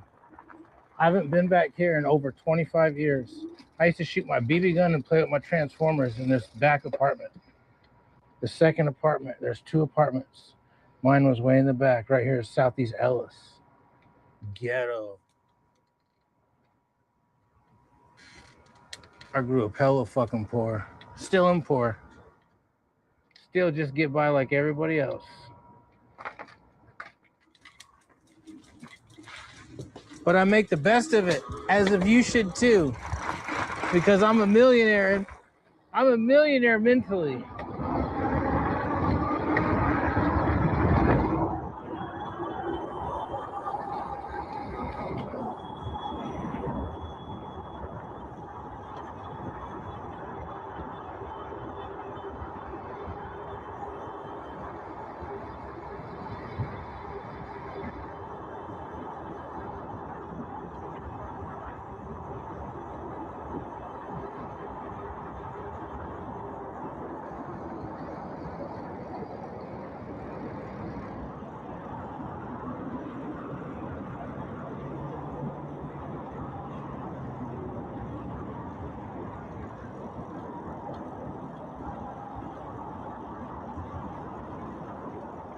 Shout out to Fast Freddy 007 for making this live stream possible. Fast Freddy 007, the man, the myth, the legend.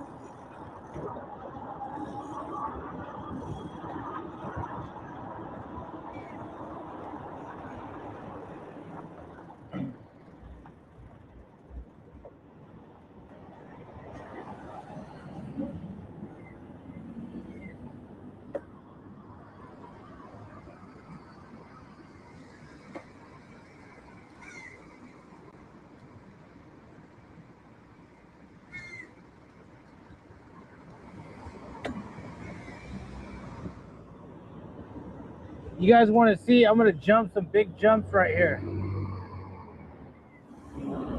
If you ride an e-bike, come jump right here on 82nd Holgate. In front of Domino's Pizza, there's some big sidewalk jumps.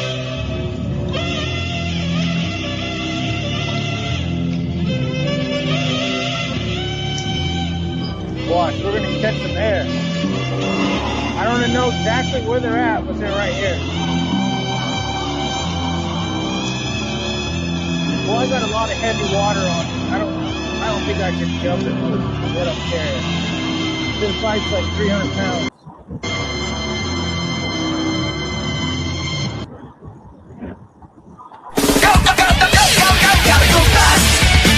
Gotta go fast. There's the jump. This is the biggest sidewalk jump in Southeast Portland right here. Look at this. Fuck it, I'm gonna jump it. I've jumped it before, but not this fast. Shout out to Todd's Point S Tires. They do great work. All right, let's go.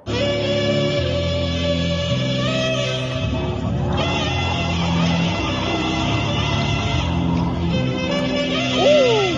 Shit.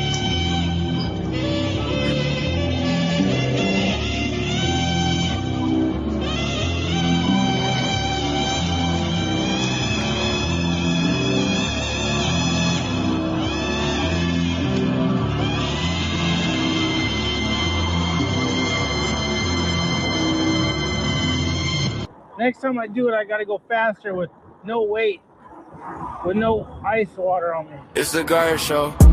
Here's another one.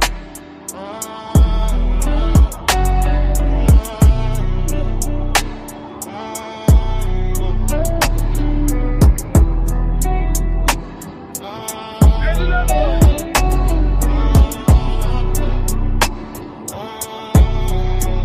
This is the Guyer Show. It's the Guyer Show.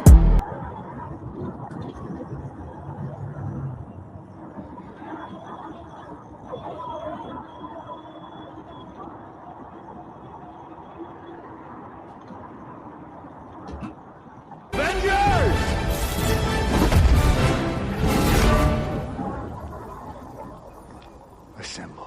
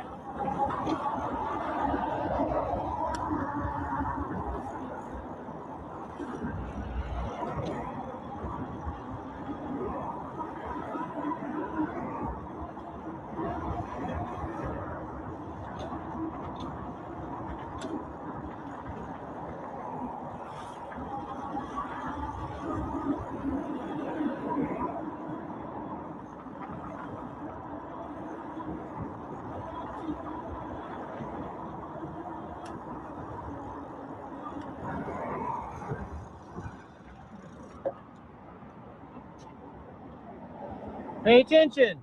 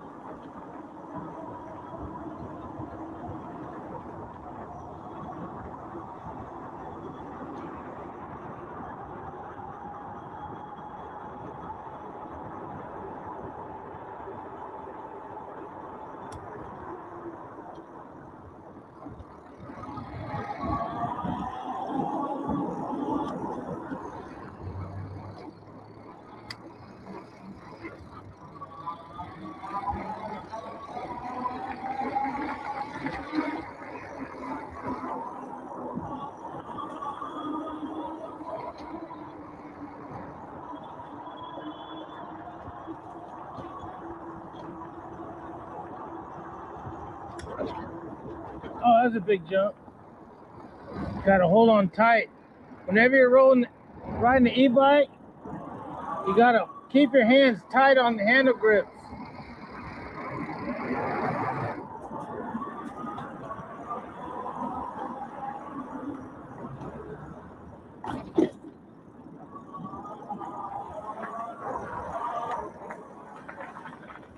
Is anybody here? Anybody here? You hungry? You want some ice water and barbecue chicken? Hello?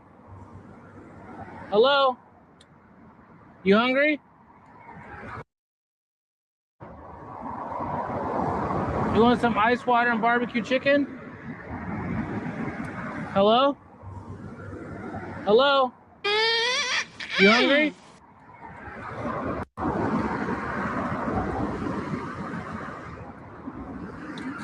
Anybody here?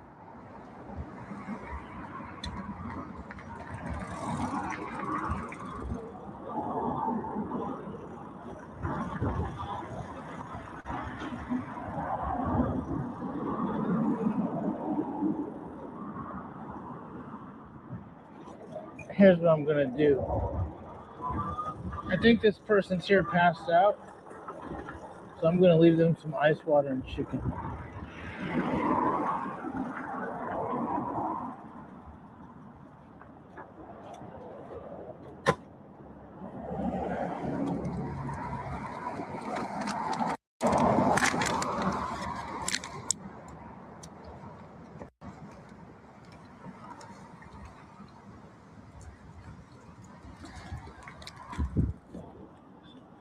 You want some ice water and barbecue chicken?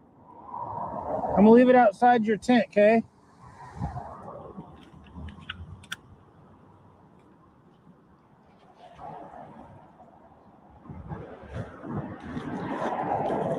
I got one pack of chicken left.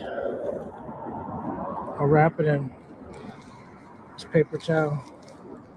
Paper towels.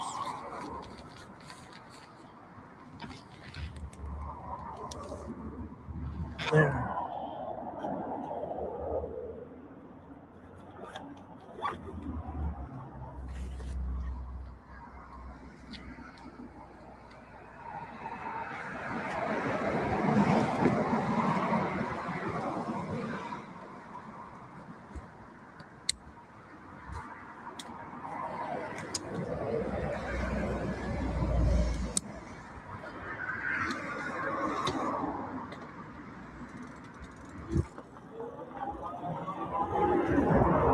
All right, you guys. Baby, sweet, beautiful Jessica Jones, Linda Stones, appreciate you. Brit 04.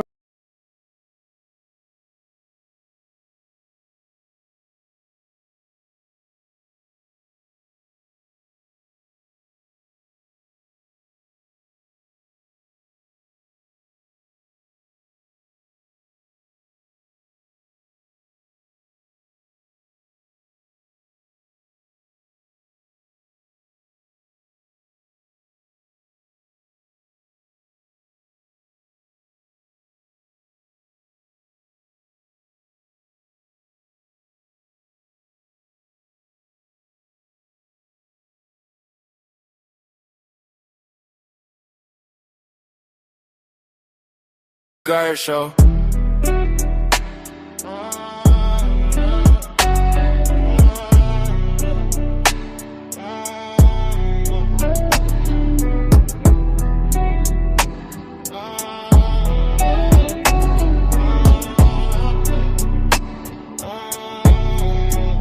This is the Guyer Show.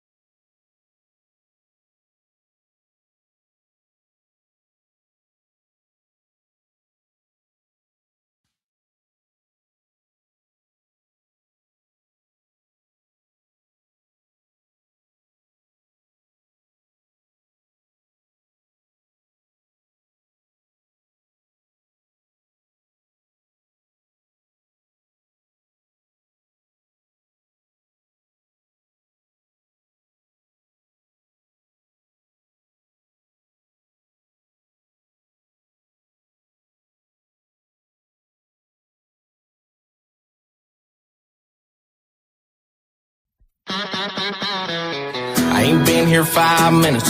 Next thing I know, you and him come sliding through that swinging door.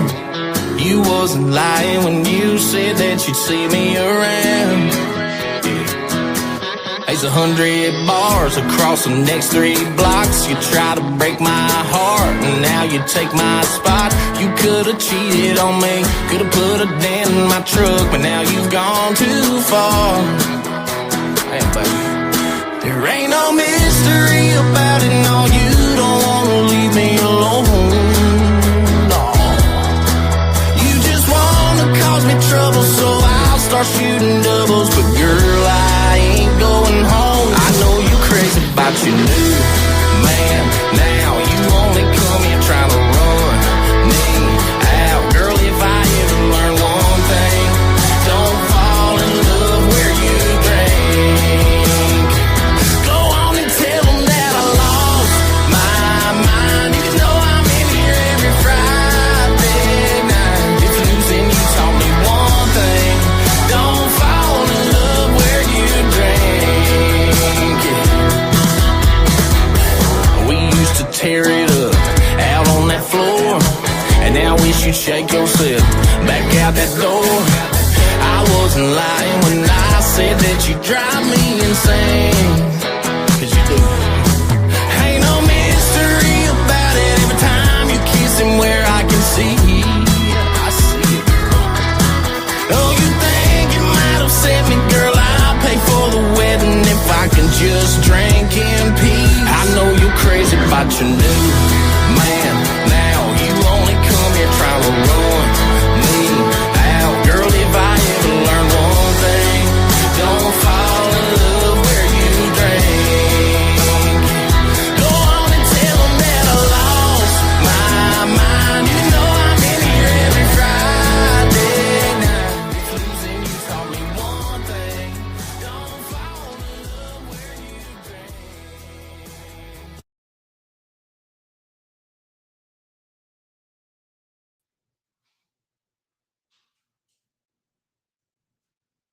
Let's get right into the Guyer News breaking weather and traffic segment for the Portland metro area. Right now, if you're heading down I-5 or trying to navigate around the Moda Center, you're going to hit an absolute wall of congestion. The funding battle for the Moda Center is heating up in the halls of power, but out of the pavement, it's just a parking lot. We have a rain moving in. Typical Pacific Northwest weather, keeping the road slick, so keep your head on a swivel. Meanwhile, we're keeping a close eye on the Lions Ferry fire up here up in Washington, which has exploded past 3,000 acres. And locally, the waterfront park crisis continues to escalate the following disturbing attempt of an abduction of a 7-year-old child. We're demanding accountability on that. And we're not going to let the city sweep it under the rug. Speaking of our parks, to transition right into the absolute madness that is happening on the ground here in Portland, it's wild. It is genuinely what we are allowing to happen in this city. We are seeing a complete takeover. We are seeing a complete takeover of our public spaces by masked militants. You know exactly who I'm talking about. But masked Antifa and the radical black bloc groups are literally occupying public spaces. Think about this. These are spaces founded by our tax dollars. Spaces where you're supposed to be able to walk your dog. Bruh. But that's not happening. You can't take your kids and actually enjoy the city that you actually live in. And enjoy it. And instead, they're being held hostage by people hiding their faces. Dressed in all black, acting like a makeshift paramilitary force in our own backyard. And the craziest part about this, the part that should have every single American terrified about the state of our First Amendment, is they're actively forcing journalists out. Independent journalists, the people who are actually out there trying to document the reality of the streets.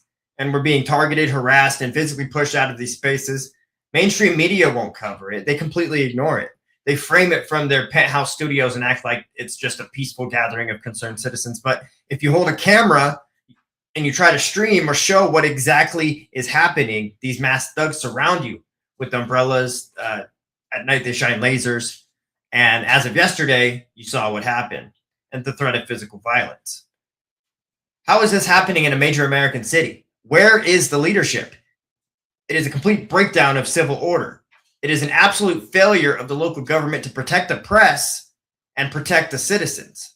They're allowing these groups to create autonomous zones basically right under our noses, dictating who can and cannot be in a public park based on whether you agree with their extreme ideology. They act like they're fighting fascism, but they're using the exact tactics of brown shirts to silence anyone who dates to point a lens at them or dares to point a lens at them.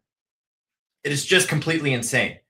But you want to talk about insane? Let's talk about the things happening right now in front of us, the things that get swept under the rug by the establishment. And into this next segment, you're not going to believe what we found. We have to talk about the Epstein files. Oh my God! We have to talk about it. It's time. I've been told, especially by people on the left, Guyer, why don't you investigate the Epstein files? Well, here they are. And we found it. They're here. They are here in Portland. It's unfortunate. I've met up with a man named Patrick Stoffel, who is in the Epstein files. He's been talked about from the FBI. They tried to silence him actually because he was bringing information to Virginia Roberts. Virginia Roberts unfortunately passed away, and she was a survivor in the Epstein case. And there was connections where she was talking. There was things with Mercy Corps out here in Portland, but we're going to get into that. We have to talk about the Department of Justice just releasing another massive troves of the documents and the connections coming right here in our own backyard in Portland. I need to do a deep dive into this because if you read the source material, the weirder it gets. It's a rabbit hole of epic proportions. And I want you to stay with me on this because we're going to connect the dots. We're talking about Dr. Paul Conti. If you don't know who this is, Paul Conti is a highly prominent national recognized psychiatrist right here in the Southwest Portland area. He runs the Pacific Premier Group. He's written books. He's literally a recognized expert in trauma and addiction. He is a guy who travels in incredibly rarefied circles, and his name just popped up over and over again in the newly released Epstein files.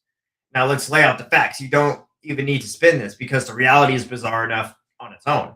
Between 2015 and 2017, and I want to remind everyone that this is a 7-year after Jeffrey Epstein was already a convicted sex offender, Dr. Paul Conti is having direct email correspondence. How does that even happen? According to the DOJ files, Conti was introduced to Epstein by another massive health influencer, Dr. Peter Attia. Emails Conti and says, quote, Paul, Jeffrey has a friend he'd like to possibly help you with. Epstein chimes into the thread and describes his friend as a tiny woman, weighing 90 pounds, suffer from anxiety, having trouble getting motivated, and is not doing well. And then he writes, quote, bill me, of course. So Conti takes the job. Just want to make sure we're good here. So Conti takes the job. Where'd I go? I wrote this out and now I've lost it. So Conti takes the job, and the emails that follow are just mind-boggling. Conti sets up his rates $1,500 for a 90-minute intake and an $800 an hour after that. Epstein eventually pays tens of thousands of dollars to Conti's Portland psychiatry firm. But it is not just a sterile doctor-patient billing relationship. Conti is writing emails to Epstein saying things like, quote, Jeffrey, I found the time spent with you to be enjoyable and fascinating, and I appreciate your hospitality. He later tells them, quote, it's no surprise that you're a fascinating guy to talk to. If you're interested in a meeting, again, under whatever circumstances you might prefer, please let me know. So what are we doing here? This is Jeffrey Epstein, a guy who is already known convicted monster at this point, and you have a top-tier medical professionals fawning over him. There's an email likely from the patient herself or a closed associate who writes Epstein saying, quote, Conti said that fact that Jeffrey can have anyone around him that he chooses me speaks volume to his character. And she put smiley face emojis in the email. Speaks volume to his character? Are you kidding me? His character? The guy that ran an international human sex trafficking ring that compromised some of the most powerful men on the planet? And when I say compromise, I mean compromise. And this is where it gets incredibly dark and where the uncomfortable questions must be asked. And I'll wrap it up here. And we'll dive into this on a different subject because I've got some breaking news to get into. But Dr. Conti is a psychiatrist. He's a trauma expert. He's dealing with a highly distressed 90-pound woman whose bills are being paid by a notorious sexual predator in the state of Oregon. In the medical profession, you are a mandatory reporter. If you are treating trauma and even getting a whiff, this trauma originating from abuse, trafficking, or exploitation, especially tied to a guy whose entire public identity is tied to exploiting young women, how do you not report that? How did he report it? Did he know? Conti released a statement saying he treated her through the lens of trauma and empowerment, and that Epstein stopped paying. He treated her pro bono for years, and then he didn't do anything inappropriate. But you have to look at the psychology of the situation. How do these elite circles operate? It's a massive this is a massive compartmentalization. They see a guy with billions of dollars, private islands, massive influence, and they put the blinders on. They ignore the convictions. The biggest problem with becoming friends with you, he says, and this is coming from Dr. Atiyah emailing Epstein saying, quote, the biggest problem with becoming friends with you, the life that you lead is so outrageous, and yet I can't tell a soul. It's like they're all in on the some dark exclusive club. Well, we know about that club. We have to pull back the curtain on this, and we're going to. But now we're going to get into some breaking news.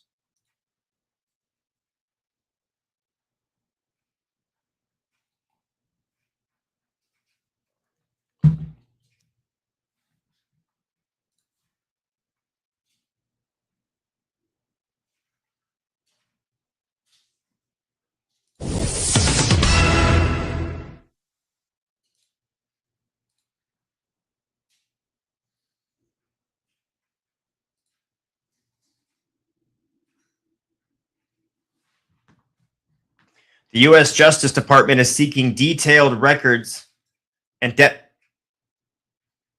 The U.S. Justice Department is seeking detailed records and depositions from 14 major law firms that were targeted by White House executives' orders last year, or that made deals with President Trump to avoid his directives, according to copies of subpoenas filed on Friday in Washington federal court. The subpoenas issued by the DOJ opens up the new tab, demanded records of firms' communications related to the executive orders, including records of communications with Boris Feinstein, a longtime advisor to Trump since the start of President's second term.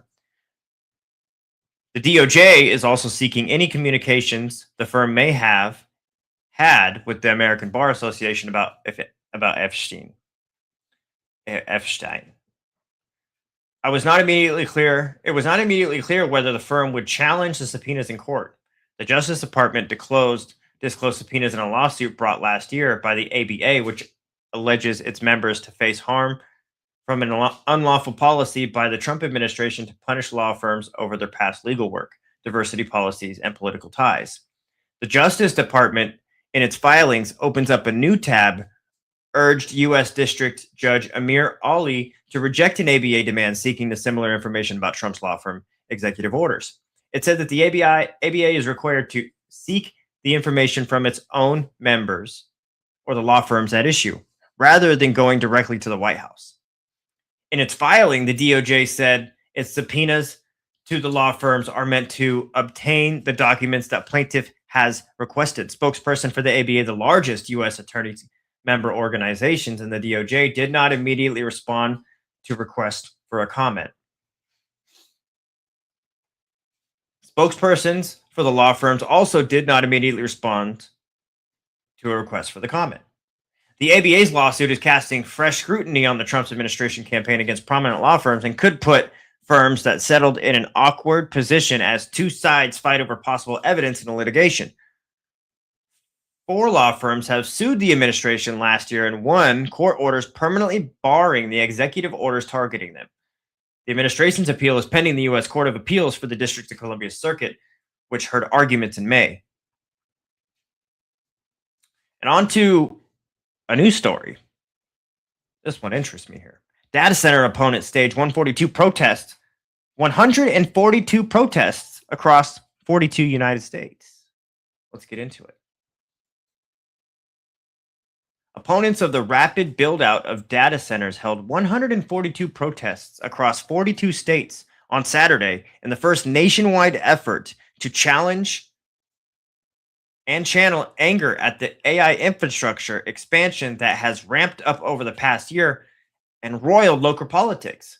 The protests were coordinated by Humans First, co-founded by a former leader of the modern-day Tea Party.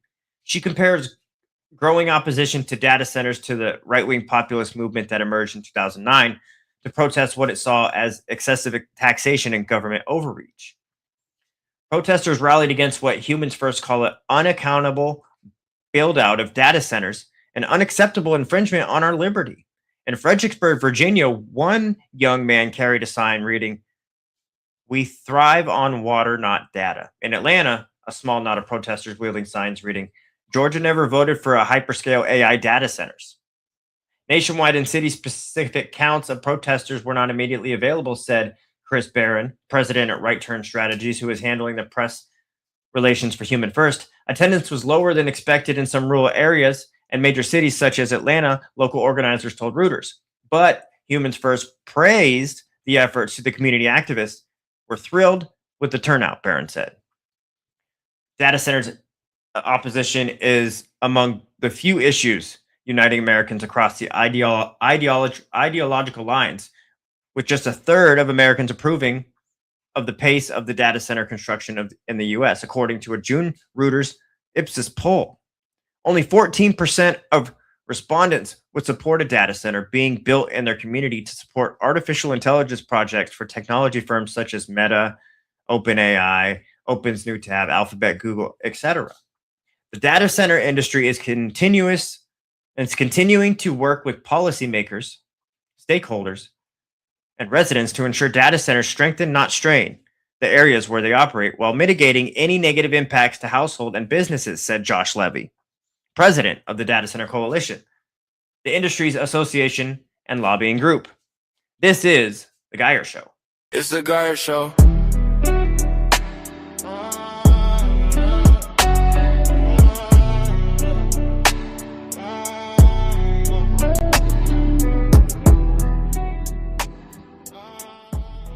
Trump's media pitched a $100,000 monthly fee for the fastest feed for the U.S. president's post, sources say.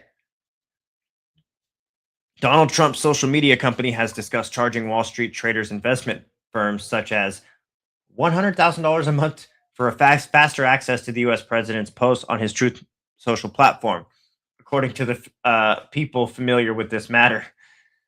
Trump Media and Technology Group, DJT.O, OpenSNewTab, which owns, Trump Media and Technology Group, which owns Truth Social, has recent weeks also pitched discounted plans of $60,000 per month if the firm signs up for a 3-year plan, that sources said, requesting anonymity as discussions are confidential. TMTG on Thursday unveiled a paid-for licensed data-free called Truth API to provide banks and trading firms to fast access to posts from 10 most influential Truth Social accounts, but did not give any pricing details. The move would be the company's first step into data licensing, opening up a new revenue stream, although it drew immediate criticism from Democrats. U.S. Senator Ron Wyden of Oregon, highest-ranking Democrat on the Senate Finance Committee, said it would financially benefit Trump family and make Wall Street traders rich. The White House referred questions on Wyden's remarks to TMTG, which did not immediately respond to a request for comment. Trump's social media posts often moved markets, and the profits of many top trading firms, hedge funds, and financial services firms depend heavily on speed at which they can execute trades. On April 9th, 2025, for example, Wall Street main indexes turned sharply higher after Trump said in a Truth Social post that he would pause many of his new tariffs for 90 days. Access to the Truth API would be essential for high-frequency trading firms, as the speed advantage of a few milliseconds can reach in hundreds of thousands of dollars and gain on big trades, the sources said. The Financial Times reported that the discussions on the $100,000 subscription fee earlier this Thursday. Now, on to the Portland local news. The moment that you have all been waiting for. Dun, dun, dun. 4 Seattle teens are arrested in the Northeast gas station shooting tied to the violent crime spree. Police arrest 4 teenagers from Seattle following a gas station shooting in the Northeast Portland on Friday morning, saying members of the group were leading to a string of other violent crimes. According to the police, several suspects with guns robbed a convenience store at 76 Station on Northeast Broadway at about 4:45 in the morning on Friday. During the robbery, another employee went to the convenience store and a struggle ensued.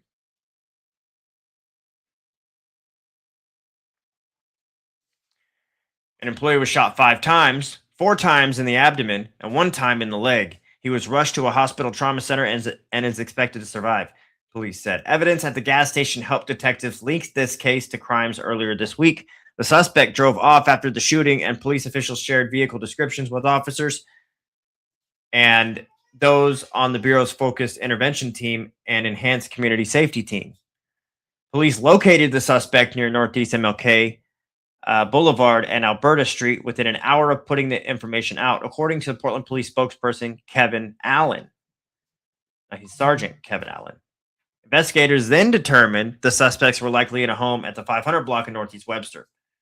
SWAT help served a search warrant at the house, and police detained 12 people late Friday night. They also found 4 guns during the search, including at least one of them with a drum magazine attached. Sergeant Allen said police believe it's at least some of the firearms recovered were involved in some of the armed robbery crimes. 4 teens from Seattle were booked into the Donald E. Long Detention Center and charges. A 17-year-old was charged with second-degree attempted murder and 2 counts of first-degree robbery. A 16-year-old was charged with 2 counts of first-degree robbery. A 15-year-old was charged with a second-degree attempted murder and 2 counts of first-degree robbery. A 17-year-old was charged with first-degree robbery, first-degree assault, unlawful use of a weapon. The officers who responded to this call, and then the detectives who responded to this call, and put a lot of work to put themselves in a position to have the success in really an incredible amount of time, said Allen. Less than 19 hours after the initial call came out at that gas station that a clerk that works had been shot and injured, we had multiple suspects in custody. And the amount of work that went into this really is extraordinary. As of Saturday afternoon, only 3 of the teenagers were tied to the gas station robbery shootings on Friday. However, all 4 were connected to the separate gas station robbery earlier in the week on July 14th, Allen said. The suspects were tied to numerous other crimes, including a carjacking that happened on Tuesday, Allen said. There was also a robbery of a gas station where a clerk was pistol whipped and injured by a robbery crew. There was another case where a victim who had interrupted a car prowl was menaced with a firearm by multiple suspects. We'll be right back. This is The Guyer Show. It's The Guyer Show.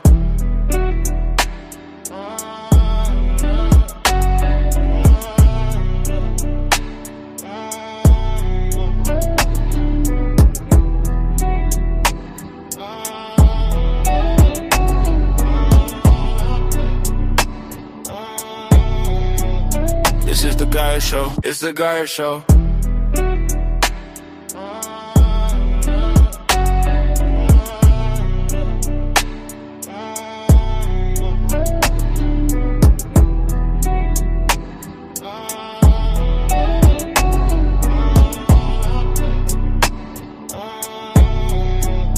This is The Guyer Show. It's The Guyer Show.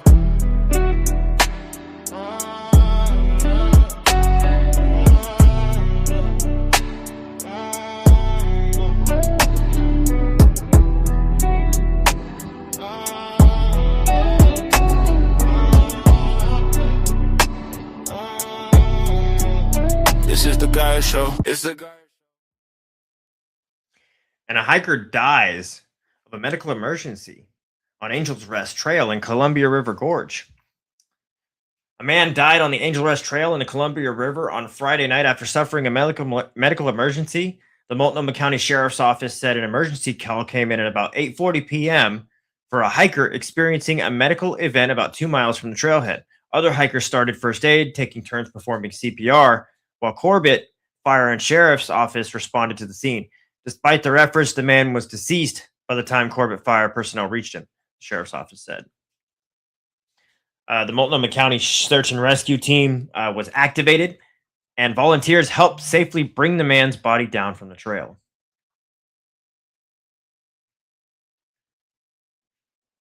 Portland just set a Guinness World Record. Portland cyclists set a new world record today, Sunday morning, drawing 1,060 electric bike riders to a downtown loop that more than doubled the previous mark. The City of Portland Bureau of Transportation was awarded the Guinness World Records title for the largest electric bicycle ride on July 19, 2026, taking the crown from Seattle, which previously held the record for 405. PBOT director Millicent Williams accepted the honor of on stage at Governor Tom McCall's Waterfront Park, surrounded by leaders from Portland's bike community. Susanna Reyes, an official educator with Guinness World Records, was on hand for the announcement. The ride began at Salmon Street Springs Fountain, where participants filled the Better NATO Bikeway north towards Burnside Bridge before the official start. The 2-mile loop crossed the Hawthorne and Tillicum bridges as riders attempted to break the record while also celebrating 10 years of Biketown, Bike Share in Portland. Let's see. PBOT said Biketown has logged 3.9 million rides since its inception and has become a key transportation option for getting around the city. And they track it through how many bikes go across the bridge. In PBOT's 2025 bike count, e-bikes made up of 24% of bike trips, and PBOT reported seeing more women using e-bikes than men. Participants were encouraged to stay downtown after the record attempt and continued celebrating at Portland's Pride Parades festivals. PBOT said Biketown's title sponsor Nike provided complimentary entry to the Portland Pride Festival for the first 1,000 participants. Next story. Fire starts after property owners shoot at exploding target in Redmond. Yeah, this is crazy. You got to listen to this. In Redmond, Oregon, a brush fire spread quickly, and it prompted a 3-alarm response and air support Sunday afternoon, but officials said no homes were damaged. Redmond Fire Rescue said it was alerted at about 2:30 p.m. today to a reported brush fire in the 10400 block of Northwest Oak Lane. Multiple callers reported trees catching fire and fire spreading rapidly to the south.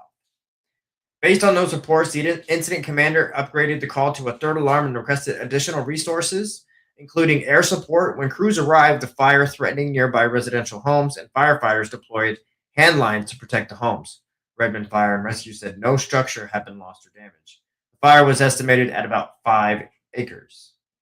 Because of the rapid spread, air support was requested. Redmond Fire and Rescue stated 2 helicopters and 2 single air attack aircraft arrived to help stop the fire spread quickly. Fire investigators determined that the property owner was shooting at an exploding target. Redmond Fire and Rescue said the target was hit from a round of a .223 rifle, and when it exploded, the fire started and quickly spread. Redmond Fire and Rescue did not specify what the exploding target was. While shooting on private property may not be restricted, Redmond Fire and Rescue said people can be held liable for the fires that start for shooting activities. I agree. I think you should be held liable. Time and place for everything for target practice, ladies and gentlemen. And during a fire season, it's not it. Especially Redmond's dry right now. The property owner was cited for reckless endangering and reckless burning. This is the Geiger Show. And I just want to give a thanks to my sponsors. Northwest Bound Outdoors, premier guide fishing in the Pacific Northwest. Hey, we're going out this year. We're going out in August. It's going to be August 1st through 31st. You want to get out on the boat, that's 971-599-9574. I'll have my moderators put that in the comments. It's 971-599-9574. That's Kevin Williams with Northwest Bound Outdoors at northwestboundoutdoors.com. Get on the boat. Take your entire team out. Take them out. Take them out fishing, ladies and gentlemen. Your kids, your wives, your husbands, your uncles, your aunties, your brothers, your sisters, your best friends. if you're a business owner, take your employees out if they like fishing. It's a great company trip, and Kevin gives good discounts on those company bookings. And also, if you tell him Geyer sent you, he's going to hook you up as well. We got some ocean fishing coming up next week. The ocean is opened up until the beginning of the month of August, and then it's onto the river, and it's going to be some incredible fishing. We look forward to it. Get on the boat with Kevin, 971-599-9574. Hey, I'm cutting my hair off next week with Ayla Mac Hair Company. That is Ayla Mac Hair Company, a proud sponsor of the Geyer Show. One of the only women out of 4, I believe, here in the Pacific Northwest that does these invisible bead extensions. Ladies, you know what invisible bead extensions is. I know what invisible bead extensions is now because I had to research it, but I didn't know what it was before. And if you know what it is, she's got one of the only licensing to do it here in the Pacific Northwest. So book with her. That's Ayla Mac Hair Company on Instagram, Facebook, and online at aylamachairco.com. Give her a call. She's cutting my hair next week. She has some availability next week for a men's haircut. So she cuts men's hair and women's hair. We'll see how she does with men's hair. I'm assuming she does phenomenal because her studio is great. We love her studio. It was peaceful. I actually enjoyed hanging out there while she cut my wife's hair. And it was a great conversation. She's a great patriotic woman who does some great things for her community. And it's fantastic with her craft. It's aylamachairco.com.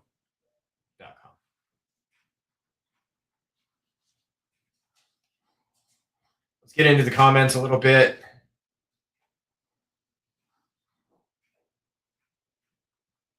I think we've read some of these. Yeah, we've read these ones. If you are just now tuning in, welcome to the Geyer Show.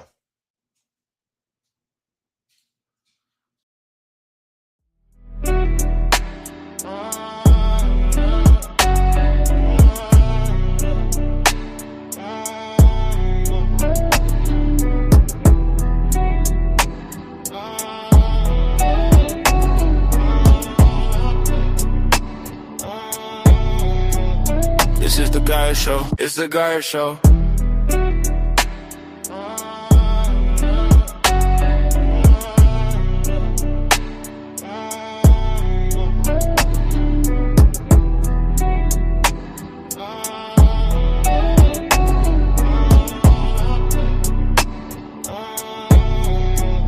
This is the Geyer Show. This is the Geyer Show. I'm having framing issues here. Anyways, police seize massive poaching stash, including a backpack full of crabs at Westport's Marina. I thought I had some video pulled up on this, actually. So I was just looking at this today. Westport Marina.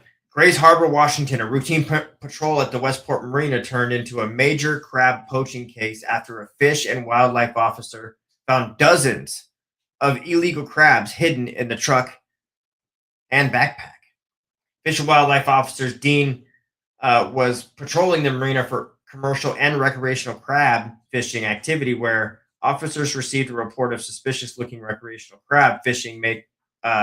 Fisher making numerous trips with a backpack from float 20 to a vehicle parked in the nearby lot. Officer Dean made contact with the crab fisher once the person arrived at the vehicle. The crab fisher appeared nervous during the initial contacts and could not tell the officer how many crabs had been retained. During the investigations, Officer Dean found a cooler of undersized Dungeness crab in the bed of the truck. When asked about the backpack, the crab fisher produced a backpack full of crabs. Officer Dean also observed a bucket and a cooler hidden in the back seat of the truck, both full of an undersized crabs. In total, the crab fisherman had 67 crabs, with only 2 of them legal to keep. That's insane. According to the officer's investigation, the crab fisher was cited criminally for the possession of female crab, undersized Dungeness crab, undersized red rock crab, and for having more than twice the daily possession limit. The person was also warned for possession of a soft shell crab. I want to move this over. There we go. A 4-year-old girl found safe in Pasco after an Amber Alert, and the father wanted for kidnapping. A 4-year-old girl at the center of an Amber Alert in the Tri-Cities was found safe earlier Sunday morning. Kennewick Police Department said detectives and officers had worked nonstop after it was discovered that the girl was taken by her father, Matthew Susmich. Police say the initial call came to KPD around 11 a.m. on Saturday after a victim was assaulted by Matthew Susmich in the block of the South Conway place. Officers believe his daughter was inside of an apartment at the location with him, that he was armed, and that the girl was in danger. Tri-City Regional SWAT responded to Susmich, spoke with SWAT negotiators, but would not cooperate, police said. SWAT later discovered that Susmich and his daughter had left before officers arrived at about 3:30 p.m. And detectives began working to gather information about the incident and the danger to the child. Police reported that Susmich had made threats to harm the girl. Kennewick Police requested an Amber Alert at 5:38 p.m. and the Washington State broadcasted it at about 6:30 p.m. With assistance from multiple agencies, detectives located the girl before 2 a.m. Sunday morning in Pasco. KPD said the girl was not injured and is safe with the family. Police said they are looking for a 41-year-old Matthew Susmich who is wanted for kidnapping in the first degree, assault in the second degree, and threats to kill. His current whereabouts are unknown. This is Matthew pulled up on screen right now. Police urge anyone who sees him to call 911 and do not approach him, saying he is believed to be armed and dangerous. Tips can also be submitted anonymously at www.kpdtips.com. That has been today's segment of Guyer on Fire, breaking news across the nation. We got some messed up people. It's the Guyer Show. And messed up things happening. A lot of it has to do with the predators here in the Pacific Northwest. I mean, you heard it. You heard about our psychiatrist that was in the Epstein files. You heard about that man who was holding his daughter hostage and sending threats, and now he has a BOA out for him. Guys, this is something that is serious, and we got a lot going on our streets, and I'm going to continue to report on the streets and bring you the whole truth, nothing but the truth. Always on AmericanAbsolutist.com. This has been a great episode of The Guyer Show. I think we're going to cut it short, and then we'll be back live tomorrow for a special episode. We'll see you there. Ladies and gentlemen, thank you for joining. This is The Guyer Show. Remember to follow us on all social media platforms. Tune in to the next broadcast. Help us keep the lights on and our boots on the ground reporting by donating to the Cash App, subscribing to Instagram for up-to-date, exclusive content coming to you before anything else. It's Cash App, Venmo, Guyer Digital. Like, share, comment. Become a member on AmericanAbsolutist.com and become a creator on AmericanAbsolutist.com. Get your haircut by Ayla Mac Hairco and go fishing with Kevin at Northwest Bound Outdoors. My name is Guyer. Special shout out to my producer in the house today, Spin City News. Special shout out to all of the viewers watching today. And we will see you guys on the next one.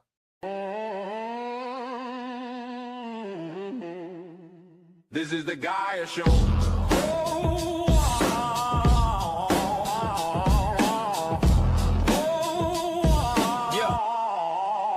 This is the Guyer Show. On the front lines, up in your face, red light on, and the tape rolls. We don't blink.